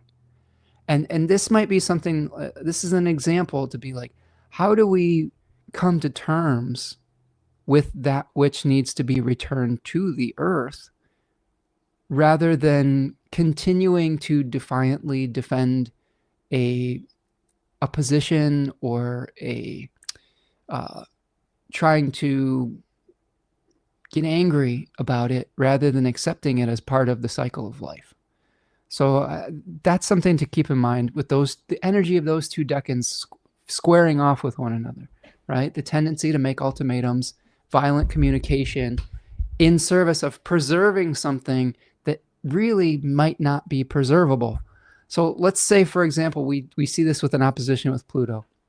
Here is one example of a range of possibilities. This is the storyteller in me from an admitted subjective perspective. Let's say the leader of the United States shows through his actions during this Pluto opposition and subsequent eclipse, I guess you could say, that's coming up, that he is no longer fit for office. We've already seen this not just through the president, but through like the whole Mitch McConnell situation. This to me is reflective of that.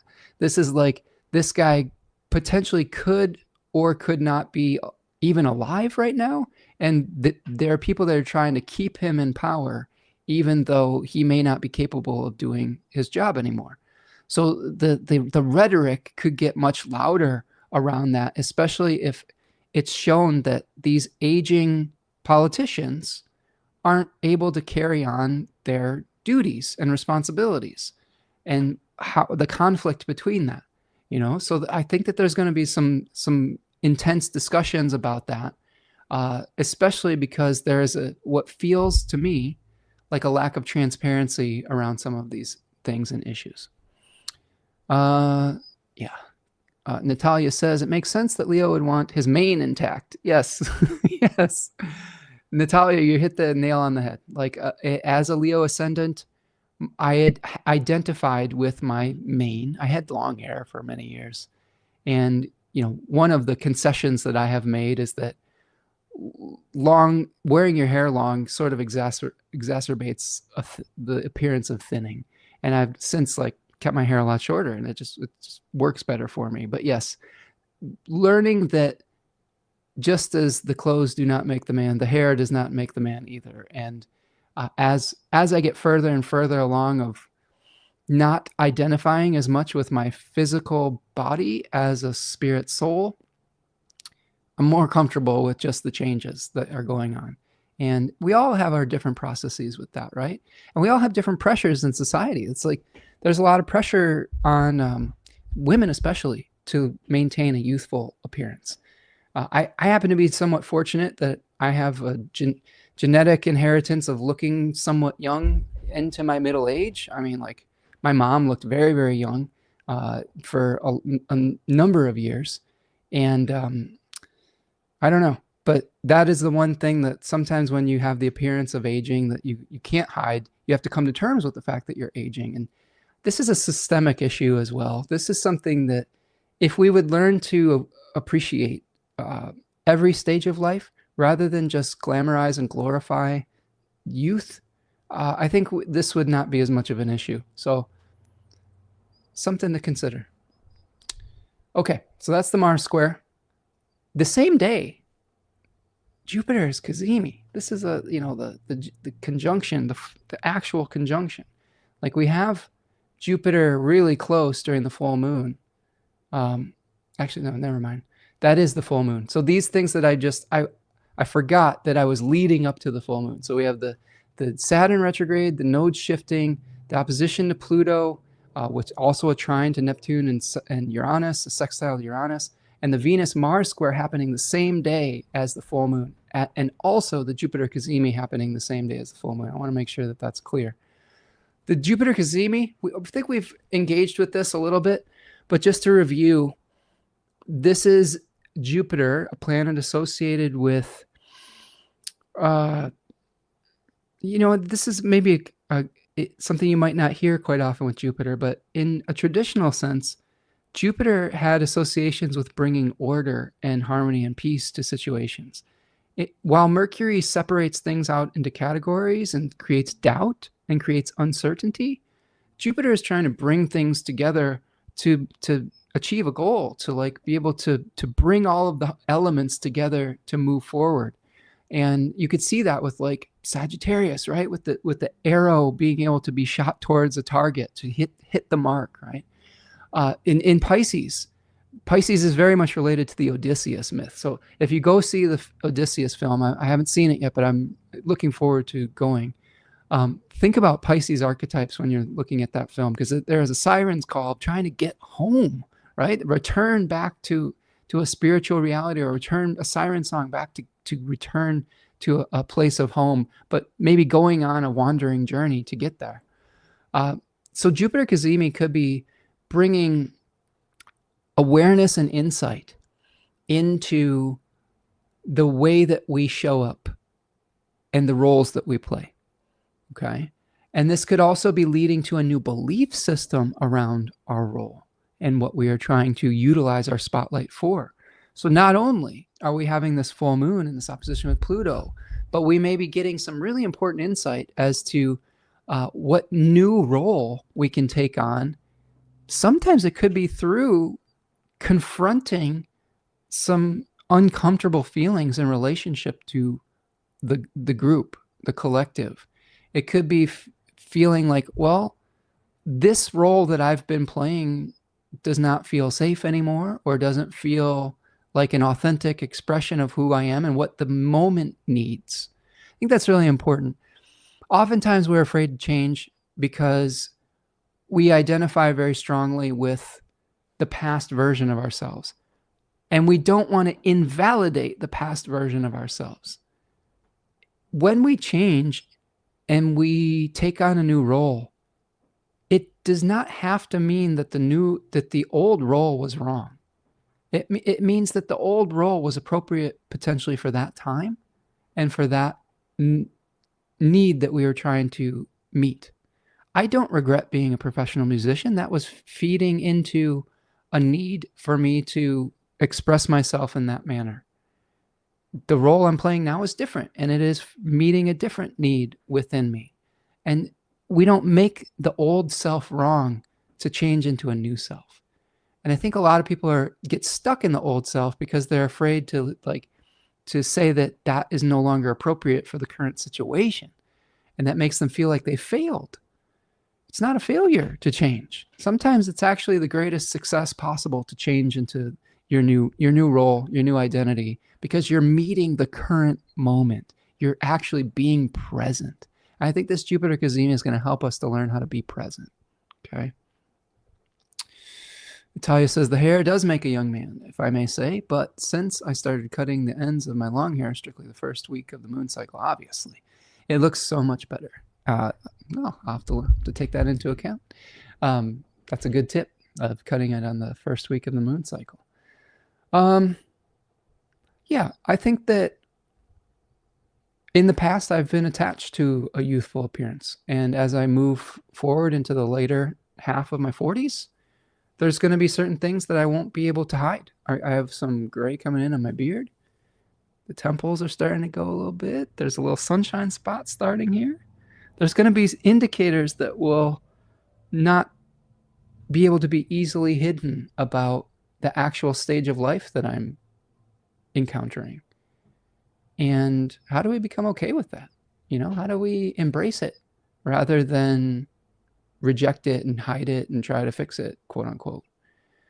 When you can learn to accept yourself just as you are in the life stage that you're at, there's so much less violence that we can perpetrate on ourselves and on others. So that's something that I'm really working hard on, and it's not easy to do. I would like to be healthy. I think that means different things at different stages of life as well.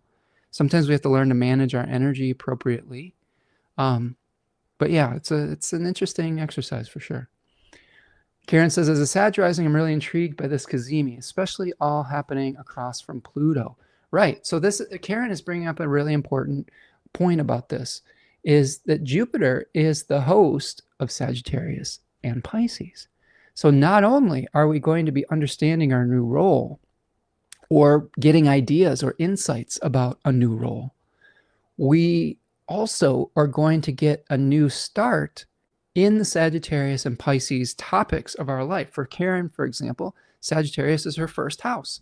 She may be feeling a huge renewal when it comes to the Jupiter Cazimi, especially with this happening in her 9th house, she could have a whole new belief system that's coming. Maybe it's some of the third coast mojo magic doing its magical stuff. I don't know. Just mess with you. But I think that the other thing it could be too is like you could have a new relationship with your body as a Sag rising. First house is related to how we see ourselves out in the world, how we relate to the body. So there could be some new insight or belief system physically for you, Karen. So this is how do we make the connection at the Jupiter Cazimi with the Sagittarius and Pisces topics that we're dealing with in life as well. So that brings us to the full moon in Aquarius. We have really broken that down in great detail. So that's the 29th. Now we're going to move forward into how this is going to unfold. Okay. So the first aspect that the moon makes is the trine to Mars. So the moon is going to be making a trine to Mars from 22 degrees of Aquarius. So this is the first aspect specifically when the moon escapes from the bond, when it is outside of a 15-degree arc of separation from either a conjunction or an opposition. And astrologers in ancient times would look at that and say, what's the issues that are going to come to light when it comes out of the bond? And in this case, it's in Aquarius 3. It's making a trine to Gemini 3, Mars. This is a point that's going to activate the Mars-Venus square. So to me, this is realization of what we need to leave behind. And what do we need to leave behind? Too many thoughts, too many options, too much conflict that is polarizing, and maybe causing us to be too attached to an old form, right? So we're going to be realizing that it's time to move on when the moon trines Mars and escapes from the bond. The sun moves into Leo 2 on August the 2nd. So we went over that in great depth and in detail in the Astrology of August, if you'd like more information on that, or you can get the Decans of Leo webinar. I go through all of that in that series as well. But the gist of that is that we're moving forward from feeling some stage fright and some fear and testing out a new role to the joy of being able to embrace a role that's appropriate for us, and the victory of being able to bridge our inner life with our outer persona successfully. The other thing that happens when the sun moves into Leo 2, okay, second decan Leo, this is go to August 2nd here. Mars goes out of bounds at 24 degrees of Gemini, okay? Now, all of the themes that I've been talking about with Gemini 3, the inability to carry multiple options forward, the desire to polarize our thinking to make one person or one thing right and the other person wrong, that all gets supercharged when Mars goes out of bounds, okay? I think it could be a dangerous intellectual time. Like it could be a time where people are expressing very, very strong opinions that they would normally not be expressing. Again, an opportunity for us to understand the types of influences of the Enanke of the planets, the force that compels the Earth to spin, and then our ability to choose awareness and pronoia to bring about a better outcome where we're not just being guided by our ignorance or by our Enanke. So Mars in out of bounds, potentially we could see more extreme forms of violent communication. We could see people making violent ultimatums, which is very dangerous to do because this decan is the last decan before the summer solstice, where the sun changes direction. This is why the ultimatums that are made in this decan, the lines in the sand, they don't carry over because oftentimes we have to reverse direction. You will most likely see, because I doubt that the autocrats in power, I doubt that most of them have a lot of astrological pronoia. Many of them are very archetypal figures that are playing out great mythological dramas of their charts. And when they are going to be doing that, they will probably be making very autocratic decrees and ultimatums. Like let's say with the conflicts, the war that we're seeing in the Middle East, I am almost certain, because it is already happening, but may get worse, that the leadership involved in that war will be making very, very accusatory, black and white, polarizing ultimatums during this time, which can be very dangerous. That can exacerbate an already tenuous situation. In our own lives, I would recommend, as your astrologer, to examine where you are feeling a lack of compromise, or where you are projecting a shadow energy onto someone or something else and creating conflict through that. A lot of times what the Gemini archetype will do, and this I'm drawing a lot from Liz Green and her psychological approach to astrology, is it will, to make the choice, like the choice of Castor and Pollux, to be able to keep one twin alive, right? With one twin died in a fight with other twins, and the other immortal twin went and petitioned Zeus to allow them to share time on Olympus, because he couldn't bear that the other would not exist or had to stay in Hades. And sometimes, to be able to make a difficult choice, we feel like we have to make the other choice wrong. We have to judge it as wrong or evil, okay? And I think that the more mature response to this Mars is understanding that sometimes choices, other paths, may just not be appropriate for us at that moment. And how do we do so without demonizing the other party, the other choice, the other perspective, the other idea, and just own the fact that we have limited time, resources, and abilities to carry out the missions that we have? And accept that without othering is, I think, very important during the Mars out of bounds in Gemini phase. Now, you are going to see leadership that preys upon violent communication, othering people in an extreme way. And as citizens who would love to see a different society and a different example, we have to model that in our personal interactions with other people. So this is where I think the pronoia comes in, and the ability to do so. It's not going to be easy. There's going to be things that ignite the strong disgust, the strong, negative shadow reaction.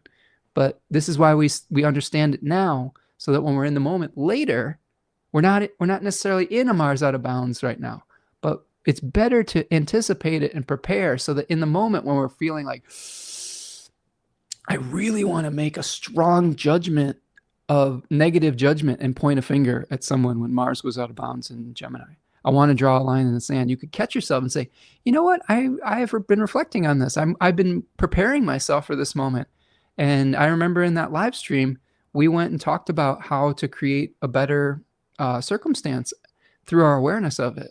And you can catch yourself in that moment. And that's really powerful. That's why we do this work. Let's see.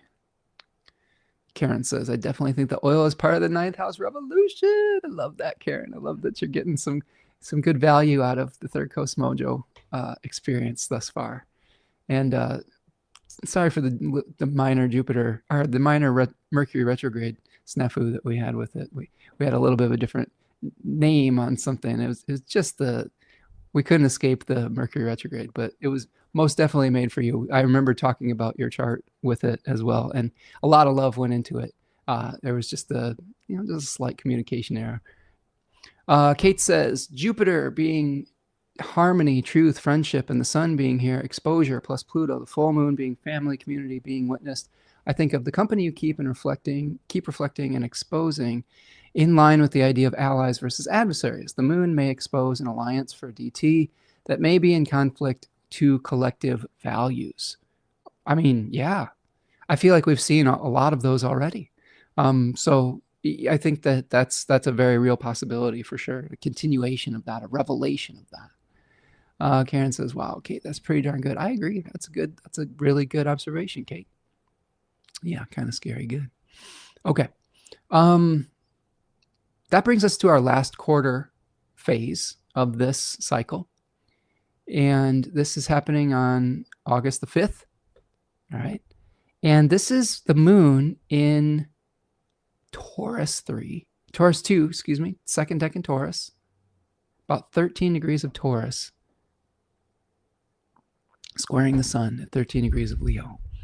Now, there's some interesting fixed stars within this, but the general gist, before we look into that, is, let's see here. We have the Six of Wands associated with the sun in Leo 2, a Jupiter-ruled decan that's associated with harmony between our inner and outer expression, validation from our community, success is associated with this. And this is what we're trying to consciously achieve. The moon is showing us a place where we may need to release some attachment, okay, in the exalted sign. This is a powerful position for the lights. The sun is in its own domicile and the moon is exalted. We may need to release some of that energy to achieve the goal of the sun. So what is Leo 3 asking us to release? Getting stuck in a rut, I think. That is a decan that's associated with habitual movement, consistency over time. I know for me personally, this will probably be powerful because this is right on my midheaven. The moon is, by the way. I tend to be very... I try to create success through consistency. I have a really somewhat rigid structure to my week. It has helped me to be productive in the past because sometimes I struggle with focus challenges. So having a very rigid structure helps me to stay focused. But there will be times when that rigid structure could be limiting to my authentic expression of the moment. Sometimes our routines can feel suffocating. Sometimes the routines that we have aren't meeting the new needs that are being presented to us. Like I have desires to do some new things, some new classes, some new ways of facilitating my career. And I may have to reduce my attachment to the way I've always done something. So there may be something in your life where to come into more of a authentic expression, you may need to reduce attachment to a material rut or routine. Now the fixed stars associated with it, the sun is on the fixed star Dubhe or Dubhe. It's like it's a fixed star in Ursa Major, I believe, the bear, and it's one of the constellations that circle around the pole star area, and that has a signification around being calm, consistent. There is energy in that decan or that experience around patience, stillness, alignment with natural forces, like embracing silence. So we might need to be a little bit quieter in the way that we go about things. Maybe we don't need to announce everything right away. Maybe we need to allow things to cook a little bit and be patient and still. And this is also related to the fixed star at 13 degrees of Taurus, which is Menkar. And Menkar is in the mouth of the whale, Cetus.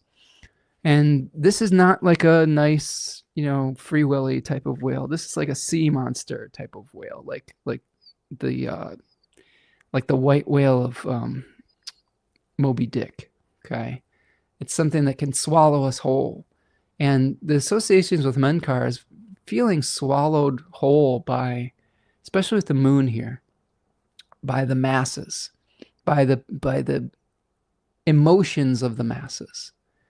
So how do we differentiate between our own feelings and the feelings of the masses and the groupthink if we want to maintain our individuality and our own ability to think critically?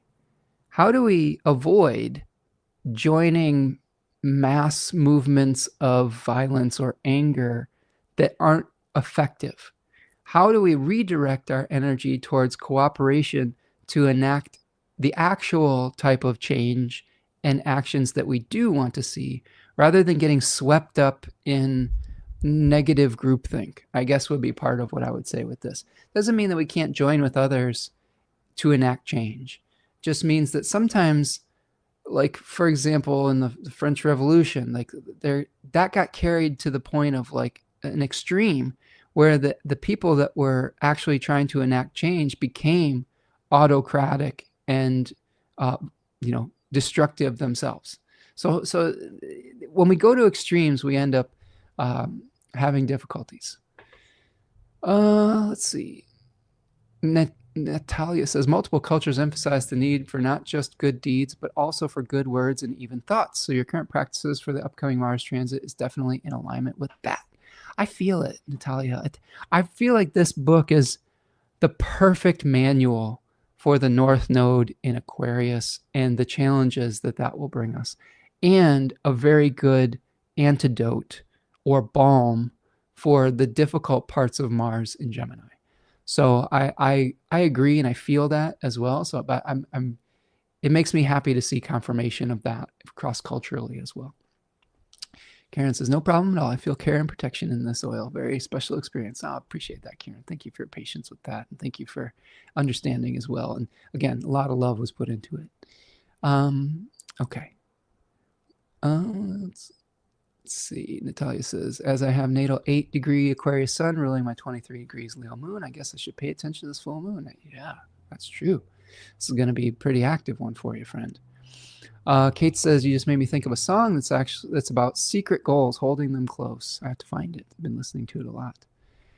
Okay. Yes. All right, so let's keep moving forward. I want to be able to address every single comment in depth, but I'm feeling a little bit of a fatigue personally, and I want to get through a few more things. So let's keep going. The 6th, we have a kind of a busy day. Venus is going to be moving into Libra. What's going on here? I'm just going by hours, aren't I? That's probably why. Let's get Venus into Libra here. There it is. So here's Venus in Libra, August 6th.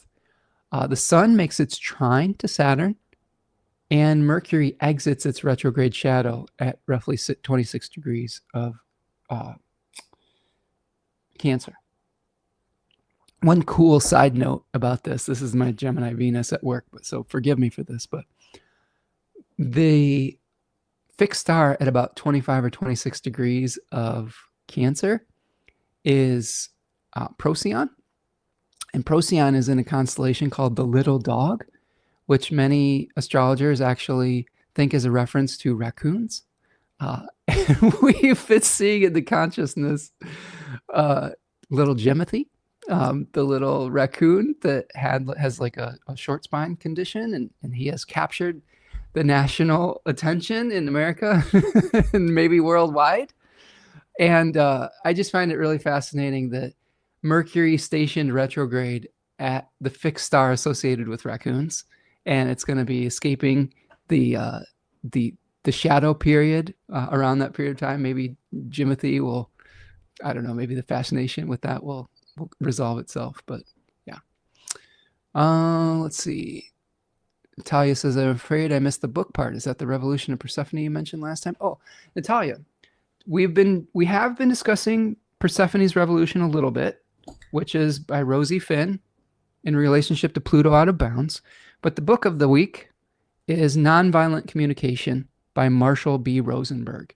And it's really been helping me to think about how to communicate in ways that are much more effective for observing, getting clear about my feelings, and then expressing a need in a way that is a request versus a demand.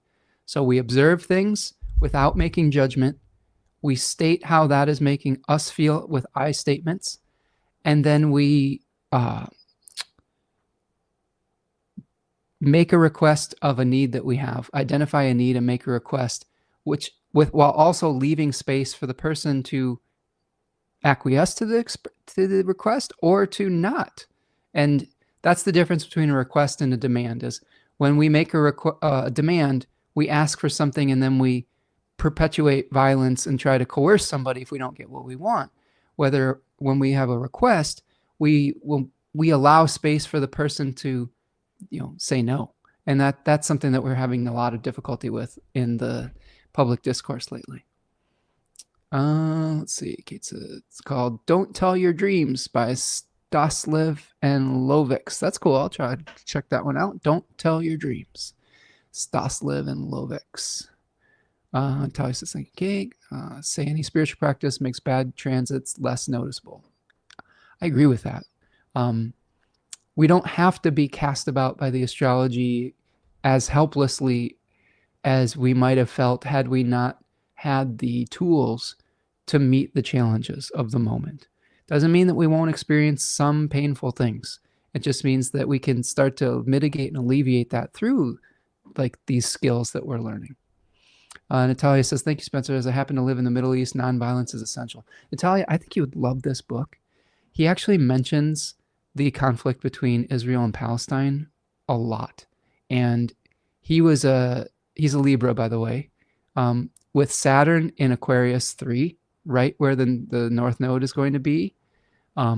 He has Venus in Libra, Sun in Libra, and he talks a lot about dealing with macrocosm and microcosm issues, dealing with personal relationships, dealing with diplomacy, dealing with talking with groups, and the emotional intelligence that we can bring to be able to understand other people's perspective so both parties can get what they want.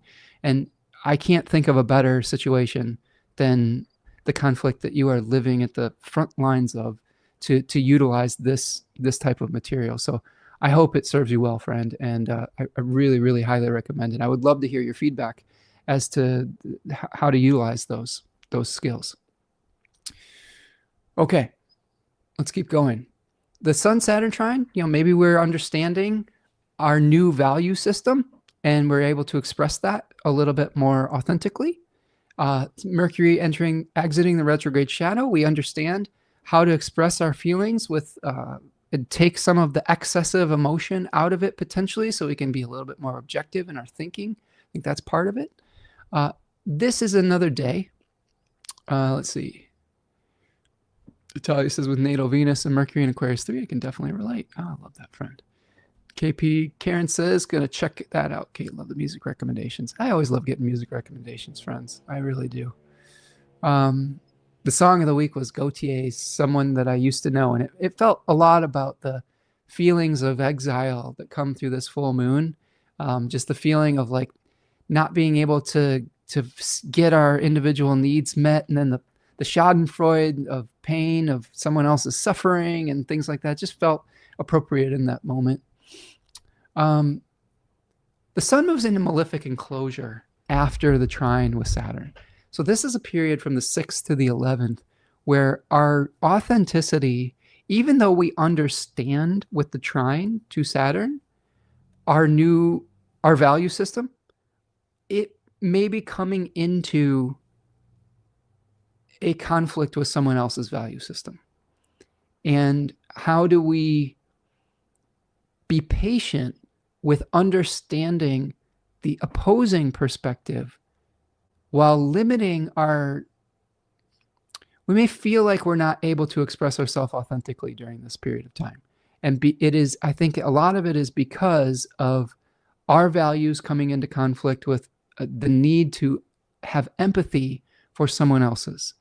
And the desire with Mars and Gemini. Remember, in this malefic enclosure, it is enclosed by Mars and Saturn. So you've got Mars making the casting array on one side and Saturn casting array on the other.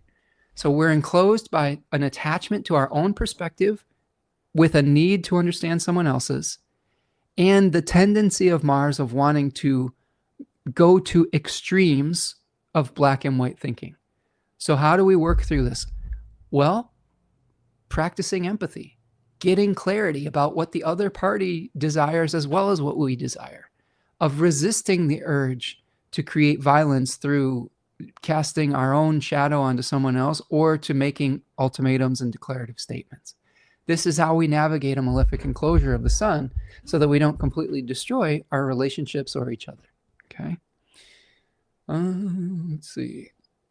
Karen says, I used to listen to that Gautier song on repeat. I really enjoy that song. He is an incredible artist. I understand why he did what he did, which is drop a single that got really popular and then disappear from the public eye.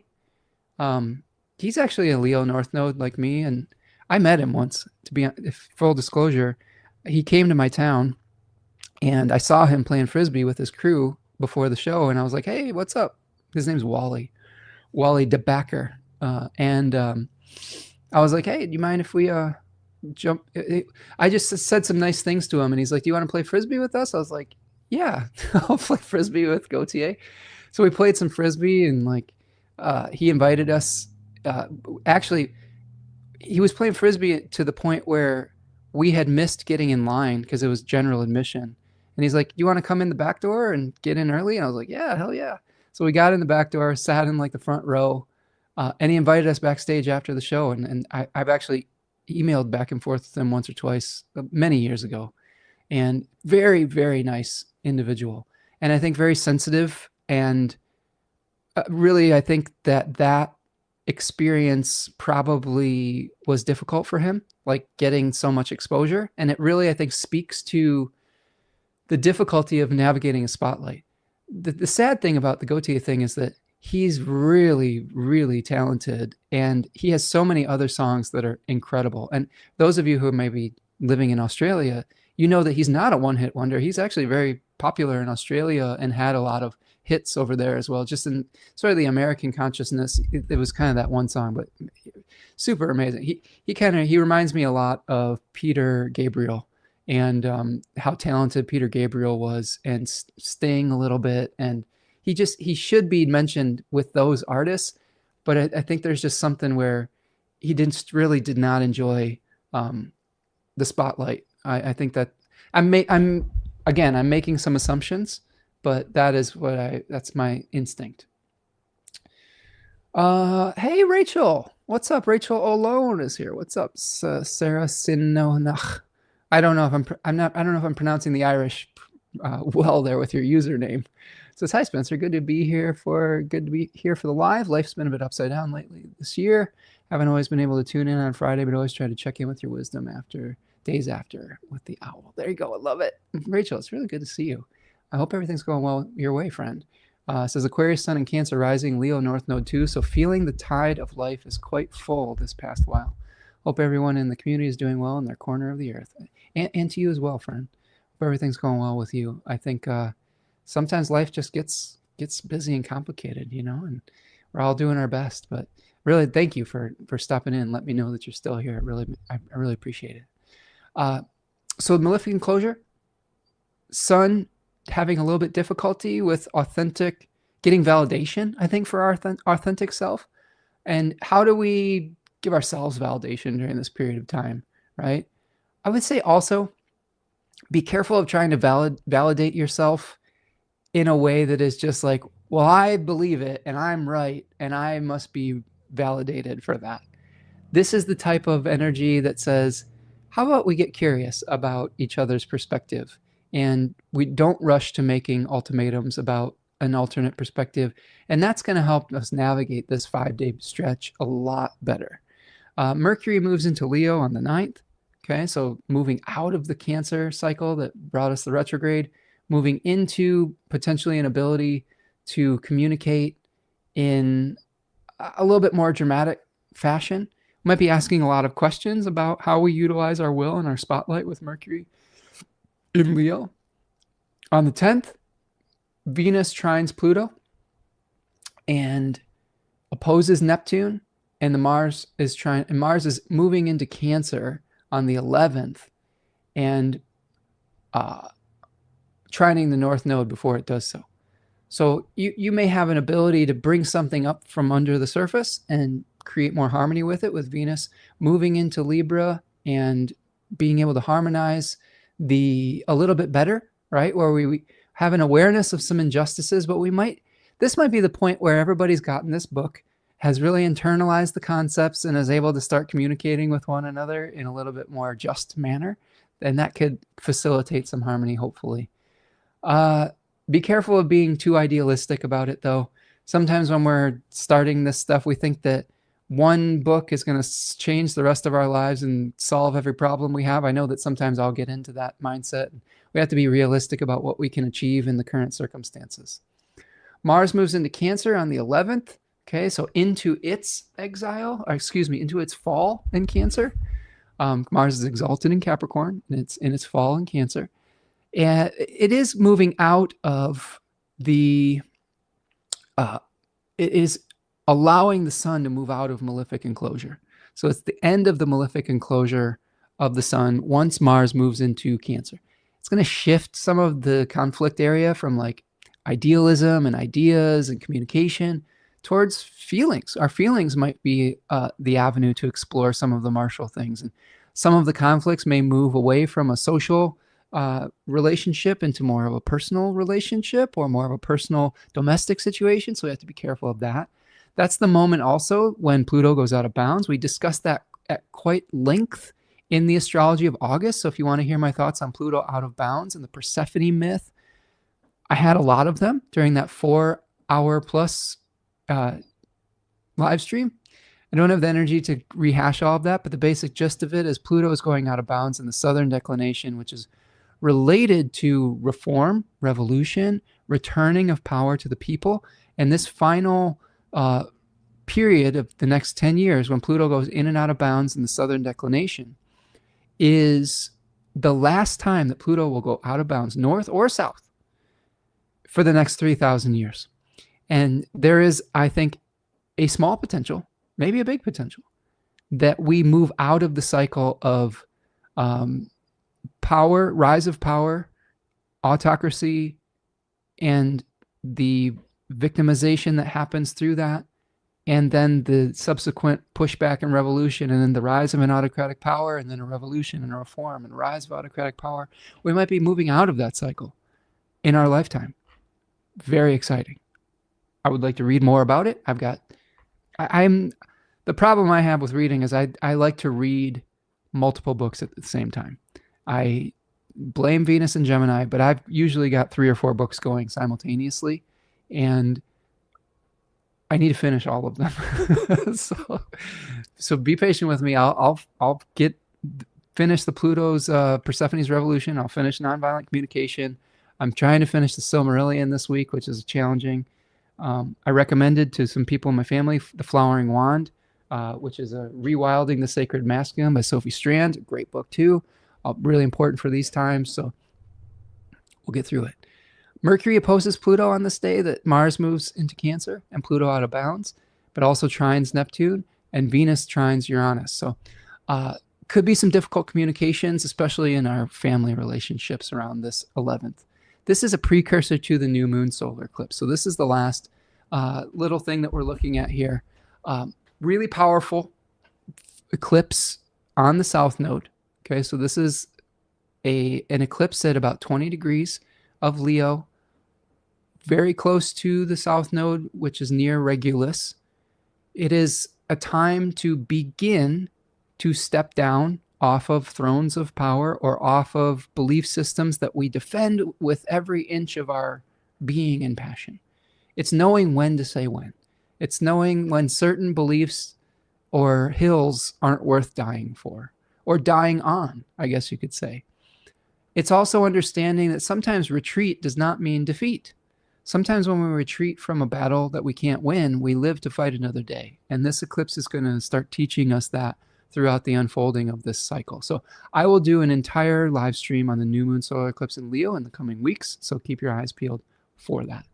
I was not dishonest, but I made a mistake here about saying it was the last thing, because the true last thing is understanding that right after the new moon solar eclipse, the moon goes void, of course, from the 13th to the 15th.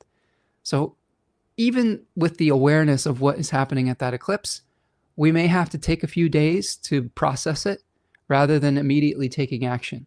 So if you are planning on doing some things with eclipse energy, be patient with that process, because a void of course, a Hellenistic void of course moon is much more rare than the modern interpretation of it. And usually it speaks towards nothing coming of the matter. So we want to make sure that the moon is able to manifest our best possible outcomes by reflecting for a period of time. I like to use void of course moons to just like clean out my basement or clean out the attic or get rid of some stuff. It's a good way to reflect and to clear the decks for better decision making moving forward. As within, so without. As above, so below. So like clearing your physical space can help clear your mind. That's the way that I like to approach it. So that's what I've got for you. Oh my goodness, we made it through. And we have an I-Ching and an animal coming up. I'm just going to check in with the chat first. Let's see. Javiera is here. What's up? So sorry, I never said hello. Thank you, Javier. I appreciate you saying hello. It's nice to know that you're in the chat with us today. Hope everything's going well with you, and that Mercury direct is helping with some of the Gemini stuff you got going on. Karen says, I'm so glad Mars will just be cruising on through Cancer. That retrograde in Cancer last year was brutal. Yeah, it was a doozy for sure. So it is just going to go through a normal cycle through Cancer, so that we can be grateful for that.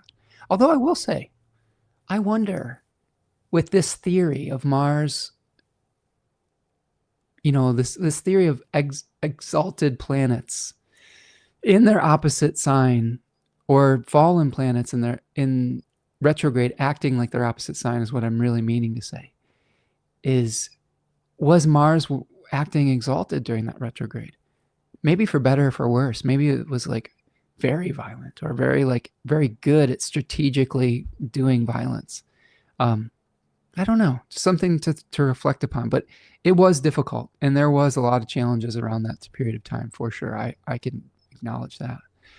Natalia says, regarding artists not giving enough recognition, I was told by an astrologer that any of my creative pursuits related to music and public performance might not get recognized because of 12th house Leo moon.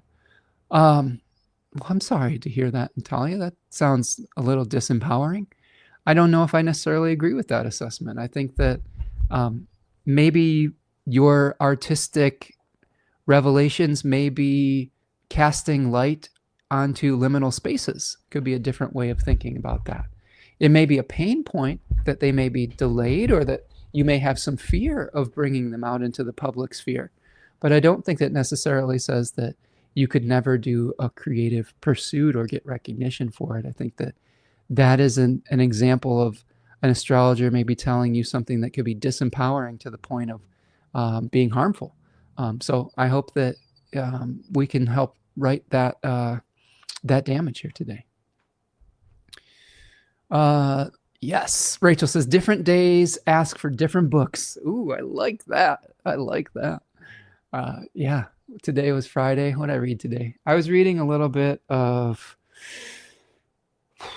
Austin Coppock and Susie Chang's Deccan books to prepare for this today. And I really would like to engage with the nonviolent communication on this Venus day.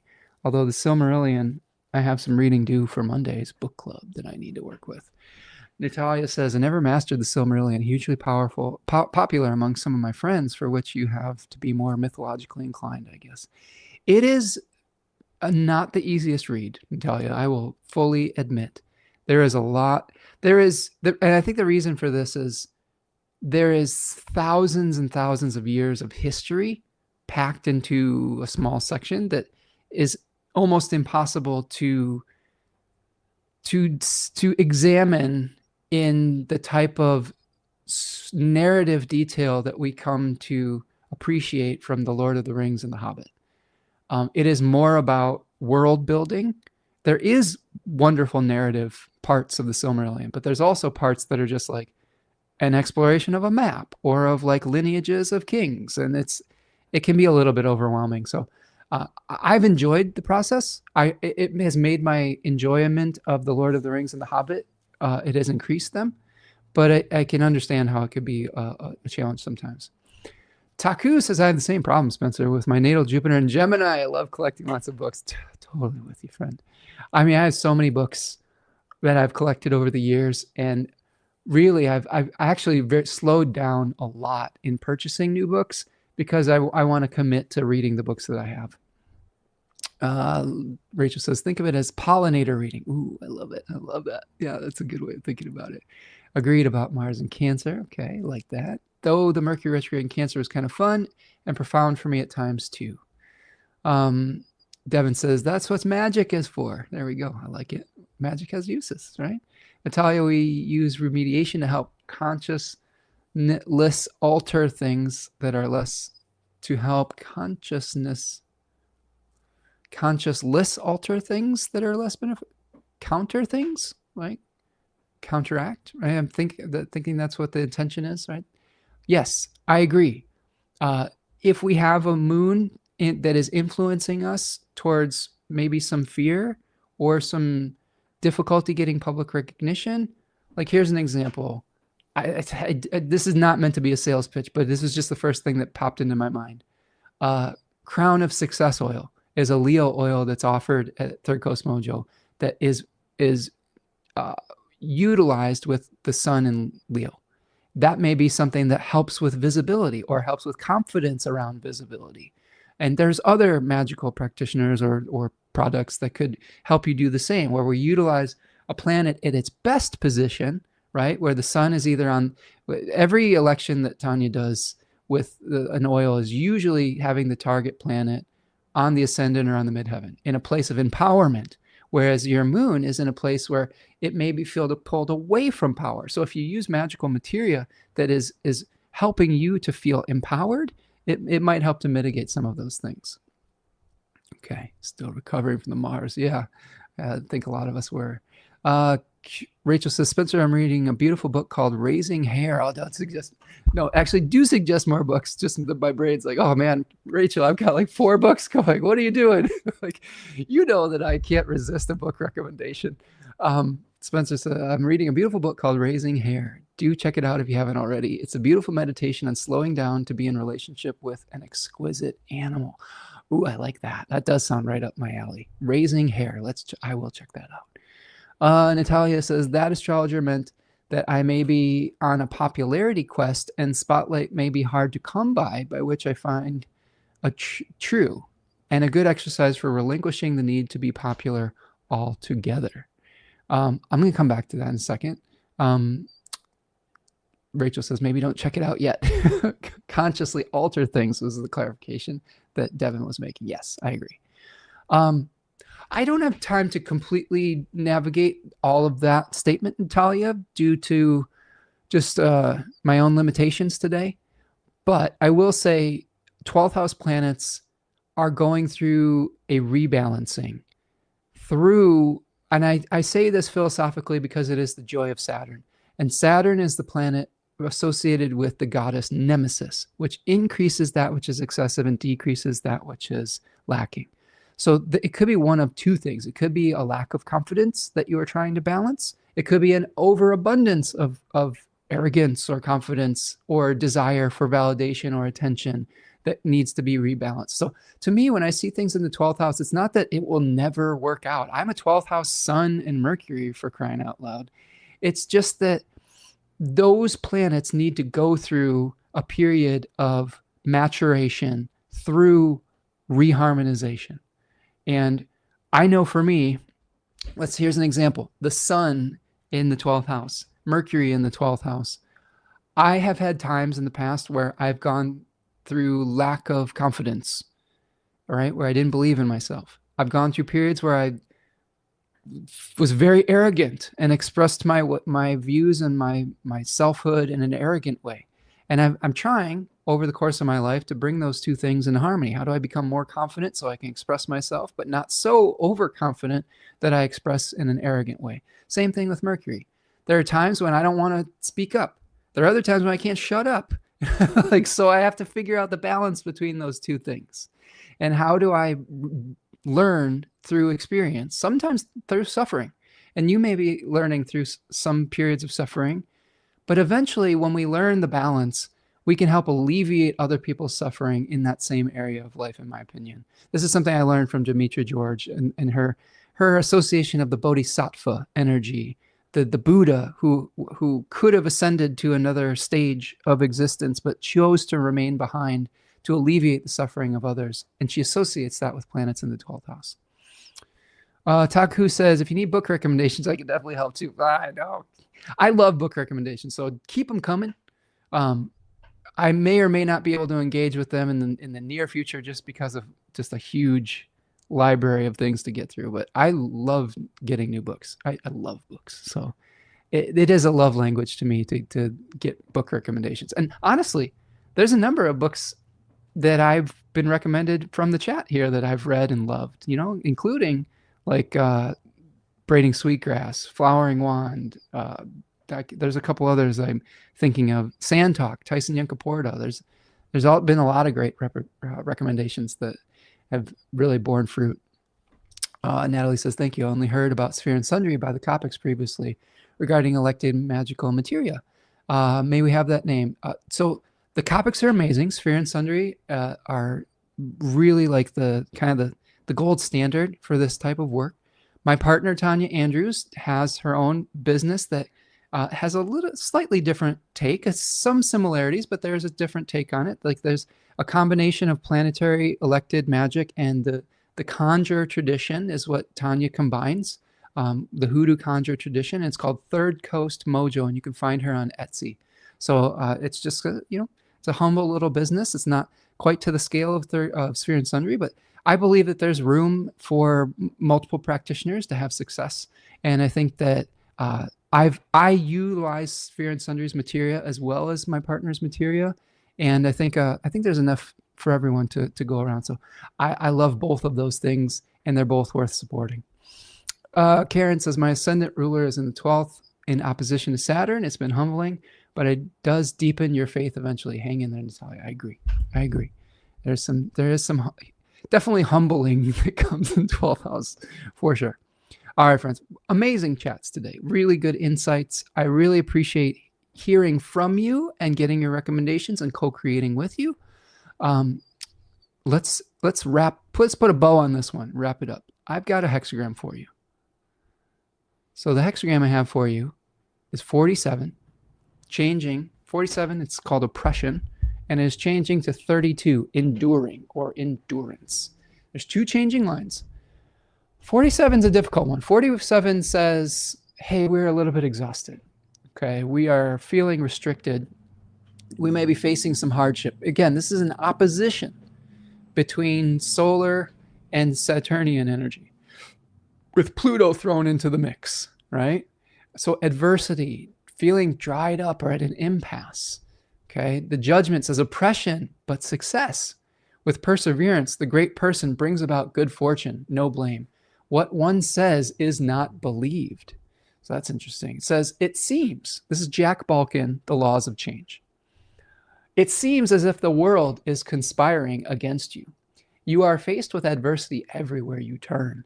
Inside, you feel exhausted, tired, and burned out. Can anyone else relate to that? I'm feeling that myself. Life seems to have lost all its spark and attraction, yet the text says that at times of oppression, it holds the promise of success. How can this be? The present situation is a test of your character. It takes a great soul to remain undaunted by adverse circumstances. Right now, there is nothing you can do to make things better. You will simply have to wait out this very trying time. If you let your misfortunes get to you and crush your spirit, you will be utterly lost. But if you can maintain your equanimity and your patience, you will be able to endure, and you will become a stronger, better person in the process. If you do not allow them to defeat you, the difficulties you face will toughen your spirit and shape the conditions of future success. This is why the text states that a great person brings about good fortune. People of truly sound and noble character bend in the face of adversity, but they are not broken. They emerge from the trial with renewed hope, and they will go forward and prevail. They succeed because they possess an inner strength that has been tempered and tested by faith. I love that. Two changing lines. Oppressed by stone, he leans on thorns and thistles.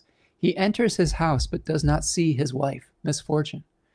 To be oppressed by stone means that a person relies on things that harm him and act in ways that lead to his oppression. He pushes against stone and complains of being oppressed. When when anyone should know that stone is immovable. Okay. He leans on thorns and thistles when everyone knows that they are not stable, and moreover, that they are sharp and will cut him.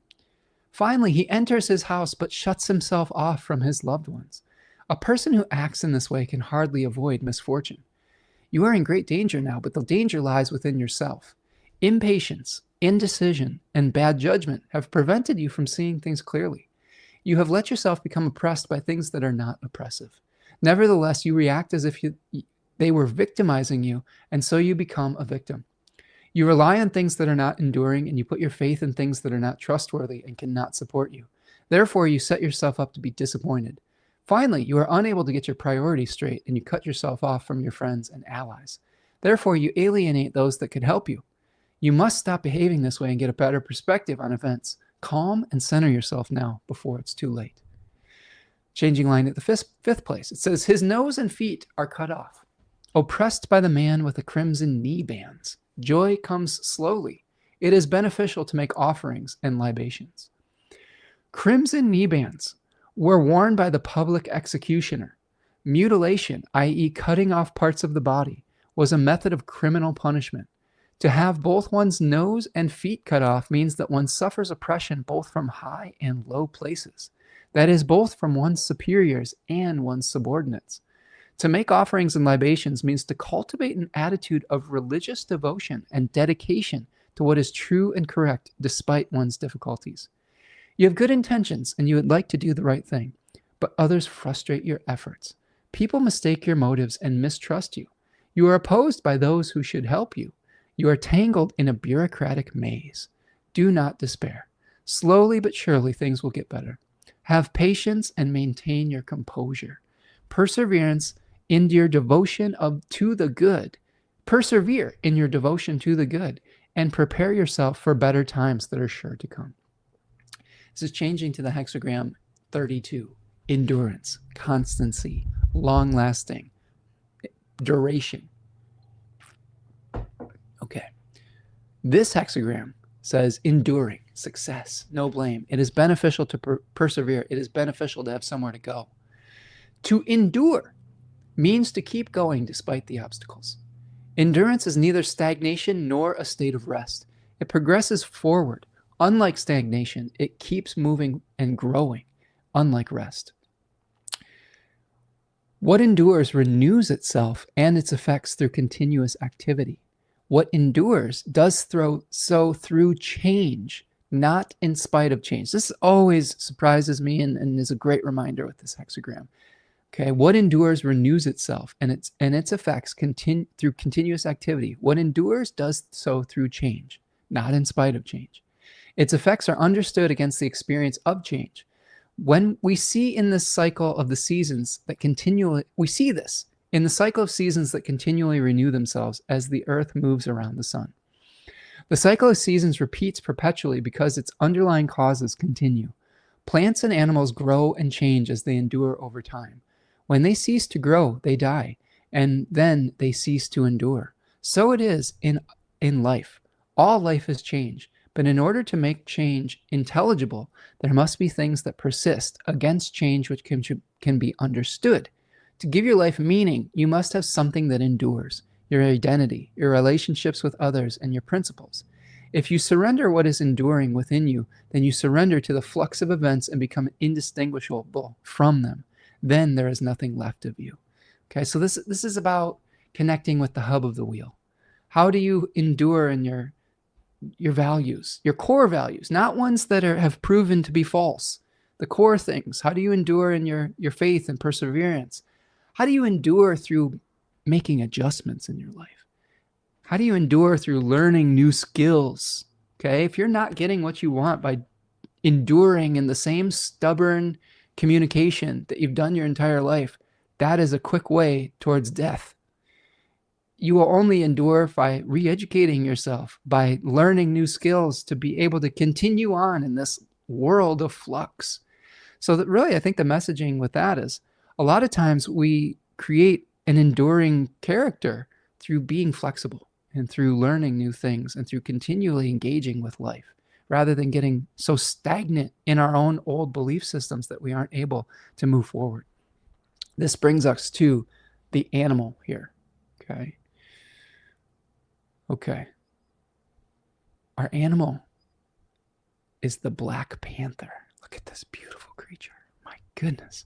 This is, I'm just always astonished by the animal's representation of the astrology. Look at the blackness of Saturn. Saturn is associated with the color black. And look at the light of the sun in this beautiful black creature's eyes. You know, the solar opposition, the Kazemi, right? The rebirth of the sun within the darkness of the opposition to Pluto. This really powerful, just visual example of the sun opposing the moon and Pluto from Leo to Aquarius. But I'm going to read to you about the Black Panther from Animal Frequency by Melissa Alvarez. Black Panther symbolizes a protective, courageous, and powerful guardian. It means darkness, death, and rebirth. It connects us to the astral realm. It symbolizes beauty and grace of movement. Black Panther is a loner. Like this decan of Aquarius is about going off into exile, right? But it will socialize with other loners, right? Venus rules that decan, finding beauty and companionship on the fringes. It symbolizes the feminine power of a mother and the dark moon. This enables you to eliminate fears, especially of the dark, and to turn your life around if needed. Black Panther is a quiet hunter who can freeze in position as it watches its prey. This is a sign to you that sometimes it's better to be still and quiet than to move forward in a rush.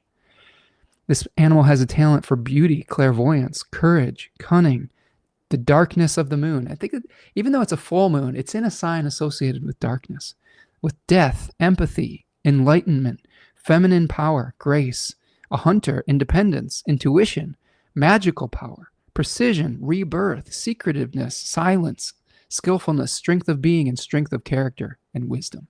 There's challenges with becoming too involved with the dark areas of metaphysical ideas, with being calculating and ferocious, overly secretive, ruthless, and unsociable. When Black Panther appears, it is a sign that now is the time to reclaim any of your strength and power that you may have given to someone else or lost. Sometimes through seeking validation, friends. You are at home in the darkness, are powerful, and can be aggressive when needed. You are an empathic intuitive who holds your natural abilities close. Black Panther is assigned to embrace your fearlessness and to go after your prey, which may be a new job, a new home, or any other goal. You will begin a new chapter in your life if Black Panther is walking by your side. Black Panther gives you the strength of success. It symbolizes the need to listen more. You can uncover a lot of valuable information by paying close attention to what others are saying without getting so involved in the conversation that you give away your secrets. This animal can assist you when you need to heal wounds of the past and gives you the strength to learn from the past and move into the future. It can help you awaken to your clairvoyance, clairaudience, and empathic abilities. Black Panther encourages you to listen to your inner voice and act on your intuition. It can help you through hidden wisdom to keep your secrets. It will help you to see upcoming opportunities. When you need to see the minute details or the bigger picture of a situation, Black Panther can enlighten through positivity to enable you to see clearly. It awakens your passion and desire to succeed. Pretty powerful. There's an embracing of the shadow energy. It's an embracing the fear of the unknown as well. You know, so I think that sometimes what the sun can do in this circumstance is it shines light on the things that we fear. We may be coming into a confrontation with our fears during this full moon. And by shining our light on it, that helps us to understand them, to empathize with them and with others, and to eventually to heal them. And I think Black Panther is a wonderful example of that moving forward. Okay, friends, I'm going to check in one more time with our chat, and then we're going to wrap for the day. I've got a cat in here that is scratching at the door and needs to go. He's like, it's time to go, girl. All right, let me see. But I'm going to check in. It says with the night. Okay, let me see. I love these comments. It sounds like some of these are conversations between people in the chat. So I'm just searching if there's a question for me here. Javier says, perfect omen for my Mayan ancestors. Ooh, I like that, Javier. Yes, I love that. I'm going to pull out the black tourmaline. That's a good one. That's a good one for this. That's a good one for this moon. Really, it's a really good observation, Javier. Black tourmaline absorbs negative energy and helps us to process some of those fears. Rachel says, amazing, lovely to be back. Appreciate you being here too, friend. Thank you so much for stopping in and really for letting me know that you're here. I know a lot of people sometimes listen and lurk in the background, but it really does fill my heart up when I hear you all in the chat and know that you're here with me listening. So thank you. And after the fact, if you're listening after the fact, send me a comment. Let me know how this is landing for you, and if there's any stories that resonate or examples of things in your life. It helps to connect the astrology with your lived experience. So thanks again, friends. All right, that's what I've got for you. Do me a huge favor. Please like the video, subscribe to the channel, follow me over at social media on at Spencer Michaud. Go find me at spencermichaud.com. Support Third Coast Mojo. Embrace your magical practitioners, and take it easy. Take some time to relax and to have some fun too. In regards to all of Leo season, I think there's a desire to have some youthful energy. Like, remember, the sun in the tarot is associated with the Leo card, innocence. I think that there's also some associations with finding strength in overcoming our baser instincts. And I think that a lot of the things we talked about today are trying to help us overcome our fears through wisdom, through maturity, and through empathy. So I hope that you'll take that with you into your life in the next few weeks here ahead. And remember, be kind to yourself first. Identify the needs that you have. Identify your feelings first through observations and what those observations are triggering feeling-wise in you. Identify what need is being met or not being met. And then go about making some requests, not only of yourself, but maybe even others, in ways that leave space for them to also make requests and to have freedom to be able to utilize their own will while simultaneously allowing you to utilize your will. That's how we come to win-win situations. So can't recommend Nonviolent Communication enough by Marshall Rosenberg. So go check this book out. Have a great weekend. Have a great experience. Appreciate all of you. Got some, so Karen says, thanks, Spencer, for referring back to this often with the month. Much love to everyone here. Appreciate you, Karen. Thank you so much. And thank you for supporting Third Coast Mojo. Rachel says, I'll remember this comment too. Oh, I love it. Devin says, thank you. Be blessed, Spencer. Thank you, Devin. Hope everything. Stay safe if you're going to Burning Man, Devin. Natalia says, thank you all in the chat. Thanks, Spencer, for all the holy work. Appreciate you, Natalia. And hope you're staying safe in your corner of the world as well. Javier says, hope everyone has a terrific week. Thank you, Taku. All right, friends. Have a great one. We'll see you the next time. Peace.